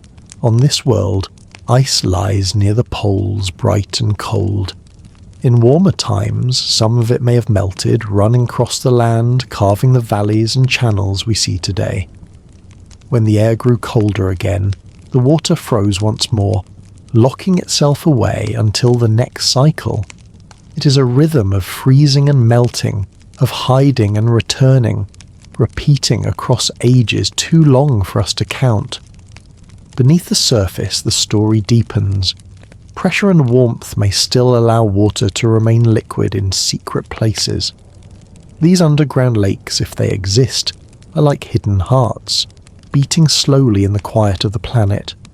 They may hold the last traces of life, or perhaps they simply wait, still and patient, for a future when the world can awaken again. Imagine kneeling down and placing your hand on the ground. You cannot see what lies beneath, but you can feel the possibility. Layers of dust and stone may seem silent, but within them are clues. Minerals formed in water, salts left behind when it dried, patterns that only moving streams can make. The surface may be dry, but the memory of water is everywhere. Now take another deep breath. Think of the balance we see here, a world that looks lifeless above, yet hides a deep history below. Just as craters carry the memory of impacts, these channels and underground waters carry the memory of flow, of change, of quiet persistence. Even when conditions grow harsh, water finds a way to endure. Picture this world from far above. The channels stretch like veins across the land, long lines and branches reaching in every direction. They connect basins to valleys, mountains to plains like a vast silent map. From space they look empty, but up close, each one is a reminder that this planet once carried rivers, floods, and perhaps even seas. As you rest now, let this image stay with you. A quiet world holding hidden rivers beneath its skin. A world where silence covers movement, and where the story of water continues even in secret. Just as the planet hides its flow under dust and ice, so too do we sometimes carry hidden rivers within ourselves, quiet strengths waiting to be seen. Breathe slowly and let yourself drift. The channels remain, the water waits, and the story continues. Chapter 16. The Mountains of Fire. Take a slow breath in and let it out gently. Tonight we rise from the hidden rivers beneath the ground and look upward toward the tallest shapes on this quiet world. The volcanoes. They're not small hills, not even simple mountains. They're giants, stretching so high and so wide that they dwarf anything on Earth. They are the frozen reminders of a time when fire and molten rock poured across the land. Imagine standing at the base of one of these mountains of fire. The ground slopes upwards so slowly that you can walk for hours and still be climbing.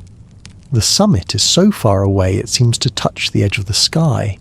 This is a shield volcano, built layer by layer, eruption by eruption, as lava spread out and cooled, forming gentle slopes that stretch across hundreds of miles. The most famous of them, Olympus Mons, is the largest volcano in the solar system. It rises nearly 3 times higher than Mount Everest and is as wide as the state of Arizona. To stand at its base would feel like standing at the foot of an entire continent. Now picture the time when these volcanoes were alive. Molten rock, heated deep within the planet, forced its way upward, breaking through cracks, spilling out across the surface. The flows moved slowly but powerfully, covering valleys, filling lowlands, and creating new plains. Each eruption added another layer, and over millions of years the mountains grew taller and wider, reaching heights beyond imagination. But the story of fire on this planet is not just one of slow, steady growth. Some eruptions were violent. Imagine fountains of lava shooting into the thin sky, glowing rivers racing down the slopes, clouds of ash spreading for miles. The land shook, the air burned, and the surface was reshaped in hours. For a time, the world was alive with fire. Now let yourself see the frozen remains. The volcanoes are silent today. Their peaks are cold, their lava fields hardened into stone. Craters mark their tops, where the last eruptions left deep openings. The slopes are carved with valleys where lava once flowed but now lie still and dark. From space, these volcanoes look like scars of fire, massive and unmoving, reminders of energy that once shook the planet. Take a moment to imagine walking across a lava plain. The ground is rough, broken into sharp ridges and wide, flat fields. In some places, tunnels lie beneath the surface, hollow channels where lava once rushed like rivers before draining away. These lava tubes are like caves, stretching for miles underground. They could shelter life, protect from radiation, and even serve as safe places for future travellers. The fire that once destroyed also left behind spaces where survival might still be possible. The volcanoes also tell us about the heart of this planet. Long ago, its core was warmer, its interior more active. Heat pushed upward, melting rock and driving eruptions. Over time, the core cooled, the heat faded, and the volcanoes grew quiet. The silence we see today is the end of that long story of fire. But the mountains remain, eternal monuments to what once was. Now think about the balance between fire and water. The rivers carved valleys, while the volcanoes raised mountains. In some places the two met. Lava flowed into channels, blocking water, forming lakes. Explosions of steam may have blasted craters when fire met ice. These moments of conflict shape the surface in ways we can still see. Each feature, the channels, the plains, the mountains, is a line in the planet's long history, written by both fire and water. As you picture this, take another slow breath. Imagine yourself standing on a high slope of one of these giant volcanoes. The land stretches endlessly below. You see plains covered with ancient flows, valleys cut by rivers, and far away, other volcanoes rising like islands in a sea of stone. The sky above is pale, the horizon curved. The silence is complete, but the ground beneath your feet holds memories of fire. From orbit, the view is even more powerful. The volcanoes rise so high, they cast shadows across the surface. They form a region known as Tharsis, a vast plateau where many giants cluster together. It is as if the planet gathered all its strength in one place, pushing upward again and again, leaving behind a crown of fire that is now frozen in stone. Let this image rest in your mind. A world that once roared with molten fire, now quiet, its mountains still standing. The volcanoes teach us about cycles, how heat rises, shapes the land, and then fades into silence. They remind us that even the most powerful forces can come to rest, leaving behind structures that last for ages. As you drift toward rest, think of the balance between silence and fire, stillness and change. The mountains of fire may no longer burn, but they continue to tell their story, written in stone across the face of this ancient world. Chapter 17. The Vanished Sky. Take a gentle breath in and slowly let it out. Tonight we lift our eyes upward, not to the ground, not to the mountains, but to the sky above this ancient world. It may look empty now, thin and pale, but long ago it was full. The sky of Maldek, or what we now know as Mars, was once heavy, alive, and rich with air. It may have carried clouds, storms, and even rain. It may have looked more like the sky you know on Earth than the quiet, faded sky we see today. Imagine standing on this world billions of years ago. The sun is warmer in the sky, and the air around you is thicker, pressing gently on your skin. You hear the soft sound of wind moving across wide plains, carrying dust and grains of sand. Clouds drift above, white and heavy, shading the ground. When they gather and darken, rain begins to fall, tapping against the rocks, flowing into the valleys, feeding the rivers that cut through the land. The air smells of dust and water, a living scent. This was not always a dry, empty world. The sky once had weight and warmth. Scientists believe that the atmosphere was thick enough to hold heat, thick enough to let water flow for millions of years. Rivers ran, lakes filled, and maybe even seas spread wide across the surface. The sky gave protection too, shielding the land from harsh sunlight and cosmic rays, keeping the world safe and stable. But slowly that sky began to change. The planet's core cooled, the magnetic field grew weak, and without protection, the solar wind, the steady stream of particles from the sun, began to strip the air away. Bit by bit, the sky thinned. The heavy blanket became a fragile veil. The clouds disappeared, the rain stopped, and the rivers dried. What had once been a living sky became pale and empty, letting the cold in and the warmth escape. Now, when you look up from the surface, the sky's a soft orange, coloured by the dust that floats endlessly through the thin air. The sun looks smaller, colder, and its warmth fades quickly into space. The winds still blow, but they carry only dust, never rain. Dust storms rise, sometimes covering the whole planet, turning the thin air into a haze of red and brown.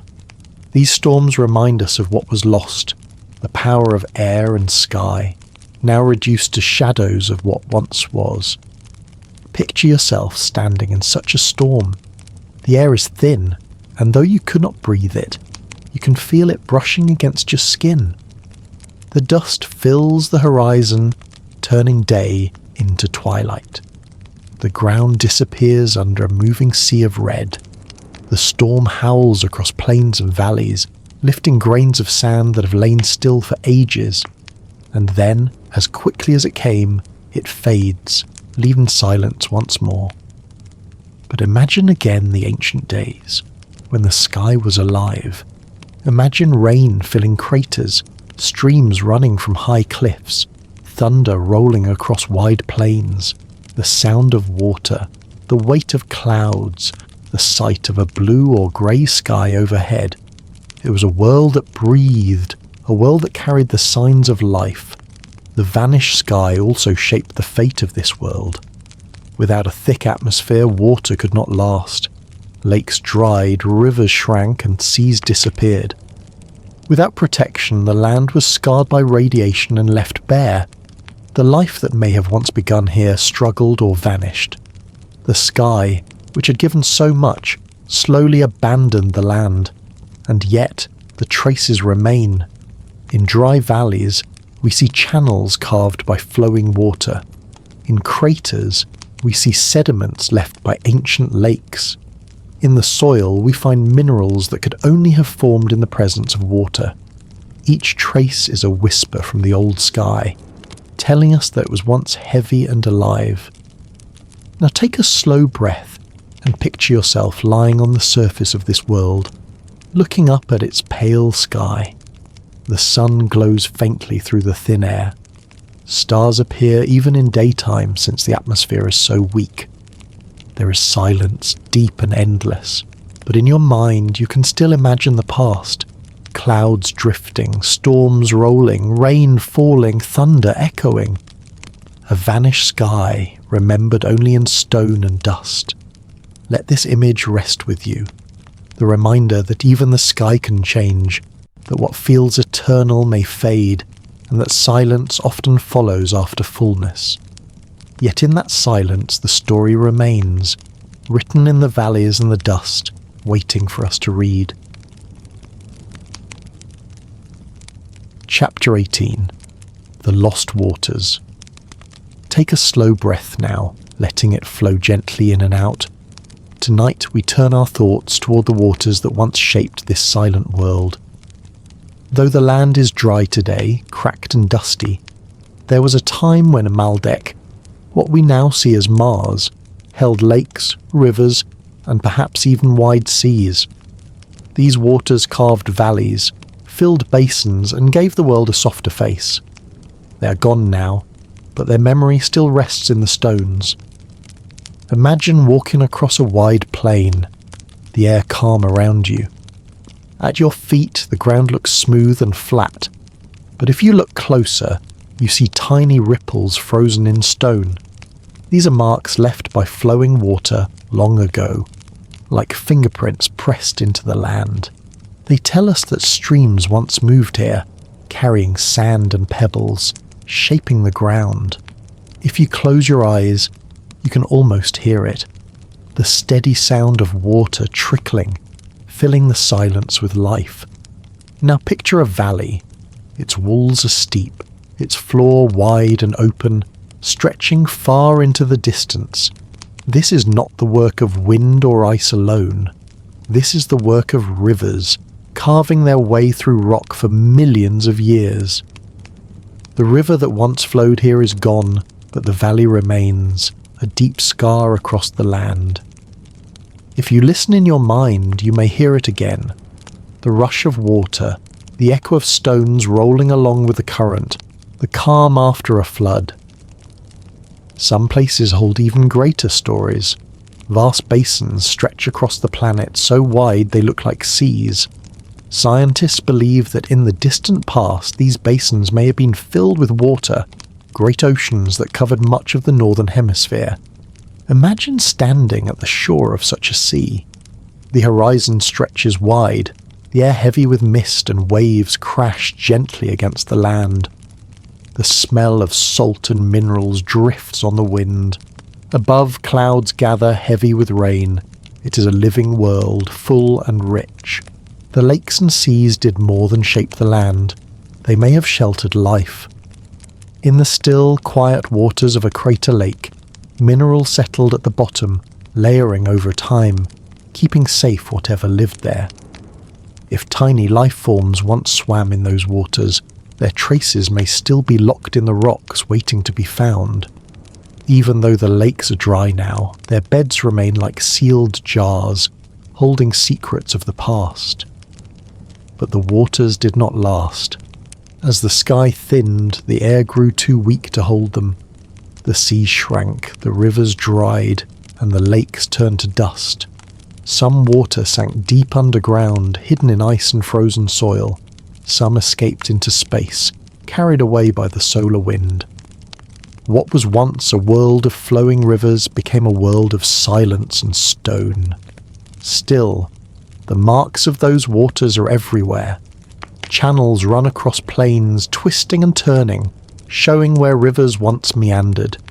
Deltas spread at the mouths of old rivers, where streams once emptied into larger lakes or seas, dropping their loads of sand and clay. Layer upon layer, the rocks tell us the story of water, where it flowed, where it pooled, and how it vanished. Now, take a slow breath and picture yourself walking through the bed of an ancient lake. The ground is flat and wide, stretching like a silent plain. Stones lie scattered, smoothed by long-forgotten waves. In the distance, cliffs rise where shorelines once stood, etched by the rise and fall of water levels over the ages. Though it is dry now, your mind fills it with water once more, and the silence is replaced by the soft lap of waves. Even in the present, traces of water remain. At the poles, great caps of ice still sit, gleaming white in the pale light. Beneath the surface, hidden layers of frozen water rest, locked in soil and rock.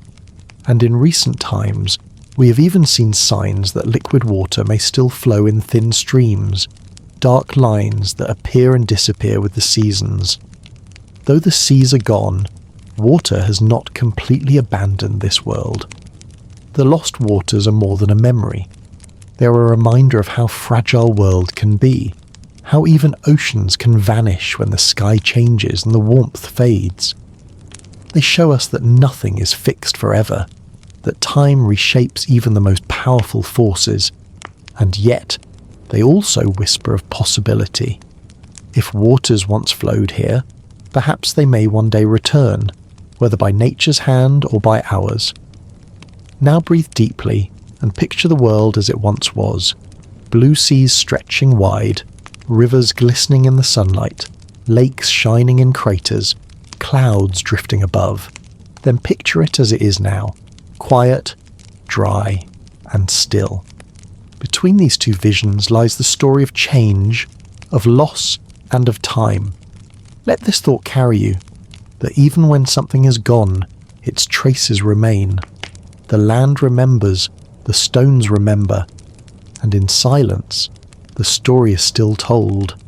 The waters may be lost, but their presence is written across the face of this world, waiting for us to listen. Chapter 19. The Frozen Secrets. Take a slow breath and let it ease out gently.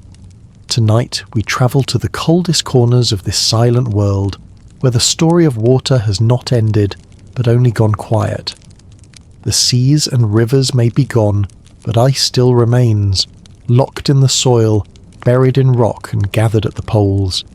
These frozen stores are the last guardians of the world's water, keeping safe what once filled the valleys and plains. Imagine yourself standing at the edge of the polar caps. Before you stretches a landscape of white, shining softly under the pale light of the distant sun. The air is thin and sharp, the ground solid and still. These caps are made of layers, ice mixed with dust, stacked one upon another, like pages of a frozen book. Each layer tells a story, of winters and summers, of storms and calms, of a world that still changes, even if very slowly. Look closer, and you see the caps are not simple blocks of ice. They are carved with cliffs, ridges and spirals that stretch for miles.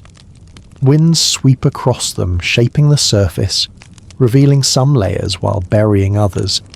From orbit, these patterns look like fingerprints pressed into the land, the mark of both water and time. Now turn your thoughts below the surface. Hidden beneath soil and rock, ice lies buried, trapped for millions of years. It doesn't shine like the caps above, but it rests quietly, waiting. In some places, whole glaciers may sleep under layers of dust preserved by the cold. In others, thin sheets of ice line the ground, fragile but still holding the memory of water. There are even hints that beneath all this ice, liquid water may still exist. Deep under the polar caps, where pressure builds and salts mix with ice, small pockets of liquid may remain. They would not be like the lakes we know on Earth, but they would still be water, dark, hidden, and perhaps the last places where life could still survive. The thought itself is powerful, that beneath the silence and the cold, there may still be something moving, something alive. Picture yourself walking across one of these polar plains. The horizon is endless, the surface smooth but cold and hard. The wind whips fine dust across the ice, painting faint lines in the white. With each step you hear the crunch beneath your feet, a reminder that even here, where all seems lifeless, water still rests. The silence is deep, yet you can feel the weight of what lies beneath. The frozen secrets do not only belong to the poles. Across the planet, ice is hidden in shadows. In deep craters where the sun never reaches, frost clings to the ground, thin but steady. In high cliffs, white streaks appear where layers of ice have been exposed. Even in the soil itself, ice crystals wait, scattered like grains of salt, invisible until revealed. These frozen traces remind us that water never truly left. It only changed, adapting to the thin air and cold sky. Where once it flowed freely, now it hides in stillness. Where once it covered wide seas, now it gathers in silence. But it is still here, a quiet companion to the dust and stone. Now breathe slowly, and think about the passage of time. These polar caps and hidden glaciers have grown and shrunk over millions of years. As the tilt of the planet shifted, the poles received more or less sunlight. In warmer times, ice melted and spread. In colder times, it built up and grew. The layers record these changes one atop another, keeping track of the rhythms of the world. To read them is to read the heartbeat of a planet. The frozen secrets are more than a reminder of the past. They're also a promise for the future. If humans one day set foot here, it is the ice they will seek. From it, they could drink, grow food, and even make fuel. The survival of future travelers may depend on these quiet, hidden reserves. What was once the last breath of an ancient world could become the first breath of a new chapter for us. As you let your body relax, picture once more the white caps shining at the poles, the hidden ice beneath the soil, the faint frost in shadows. Imagine how, beneath silence and cold, water still lingers, waiting. Though it is frozen, it carries the memory of seas, rivers and rains that once gave life to this place. Let this thought rest in your mind, that even when something seems gone, it may not be lost forever. Sometimes it only changes form, hiding, waiting, enduring. The frozen secrets of Maldek, of Mars, are proof of endurance, proof that even in silence, life's memory can remain.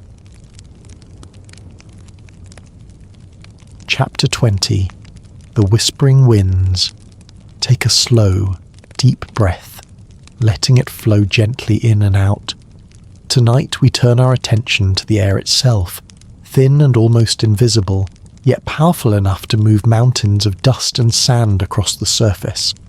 The winds of Maldek are quiet most of the time, a soft whisper against rocks and craters, but sometimes they rise into storms, shaping the land, sculpting the dunes, and reminding us that even a seemingly empty world is alive with motion. Imagine standing on a flat plain, the sky pale above you. The ground is dry, cracked in some places, smooth in others. A faint wind brushes your skin, carrying tiny grains of dust. At first, it seems gentle, barely noticeable.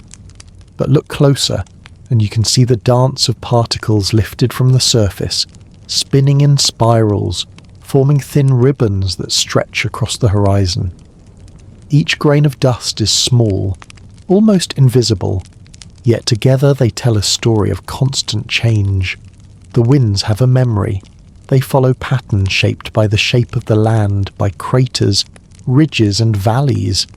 In narrow canyons they rush faster, forming tiny whirlwinds that twist and turn. Across open plains they move slower, dragging dust in long, quiet sweeps. Over millions of years, these movements carve patterns into the surface. Dunes rise, valleys shift, and even rocks are polished smooth, evidence of a persistent, patient force. Now think of the great storms, when the wind grows stronger, when the dust rises in clouds so thick that the sun becomes a dim circle in the sky. These storms can cover entire regions, moving at hundreds of miles per hour, shaping hills and craters in a single season. Sand climbs crater walls, dust buries old rocks, and the landscape is remade quietly but relentlessly. From above, these storms appear as shifting blankets, moving slowly yet powerfully, leaving the land forever changed. Even the tiniest gust can leave a mark. Dust settles in layers over the rocks and soil, recording the passage of time. When scientists study these layers, they can read the story of countless winds, of storms long past and gentle breezes that persisted for years.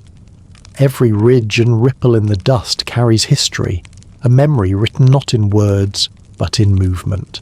Imagine the sound of the wind as it moves across the surface. It is never loud in the way a storm on Earth might be. Instead, it whispers, hums and sighs. It brushes against rocks, slides over craters, and echoes through canyons. Even when the air is thin and the world quiet, the sound of wind gives life to the stillness. It tells a story without words, a language written in motion and rhythm. The wind interacts with other forces as well. When it lifts dust into the air, it changes the temperature of the surface, subtly reshaping how heat and cold move across the land. It carries minerals from one place to another, spread in the remnants of rocks, ice, and soil across vast distances. Over time, the wind erases old marks and creates new ones. Craters soften, dunes shift, and the landscape is in constant conversation with the air. Now picture the wind at the poles, brushing against the ice and snow, shaping the frozen layers into sharp ridges and smooth valleys. Even here, where temperatures are bitterly cold, the wind is active, carving patterns that can only be understood by those who watch patiently. Dust may drift across the ice, leaving streaks of brown and red, and the sunlight reflects off the surfaces in delicate, ever-changing ways. The winds remind us of balance. They are not chaotic without reason. Each gust follows natural rules, moving according to pressure, temperature, and the shape of the world. Even the fiercest storm eventually calms, leaving silence in its wake. And in that silence, the land holds the memory of what has passed, waiting for the next whisper, the next brush of air to continue the story. Take a moment to imagine walking through this windswept world. Feel the grains of dust brushing your skin. Watch the long rolling dunes shift slowly. See the storms in the distance rising like walls of haze, only to disappear as quietly as they came. Each movement of air carries a story, a history of force and patience, destruction and renewal. Let the whispering winds of Maldek settle in your mind. They remind us that even the most empty or silent places are alive. Even a planet that seems still has motion, rhythm and change. The dust and wind tell a story of endurance, of slow, quiet transformation, and of the persistent shaping of the land. As you breathe deeply now, imagine the winds carrying both dust and memory across valleys, over craters and through canyons. Feel the quiet power of air, a force that never rests, yet never hurries. Let the whispers of Maldek's winds remind you that even in silence, the world moves, the story continues, and nothing is ever truly still.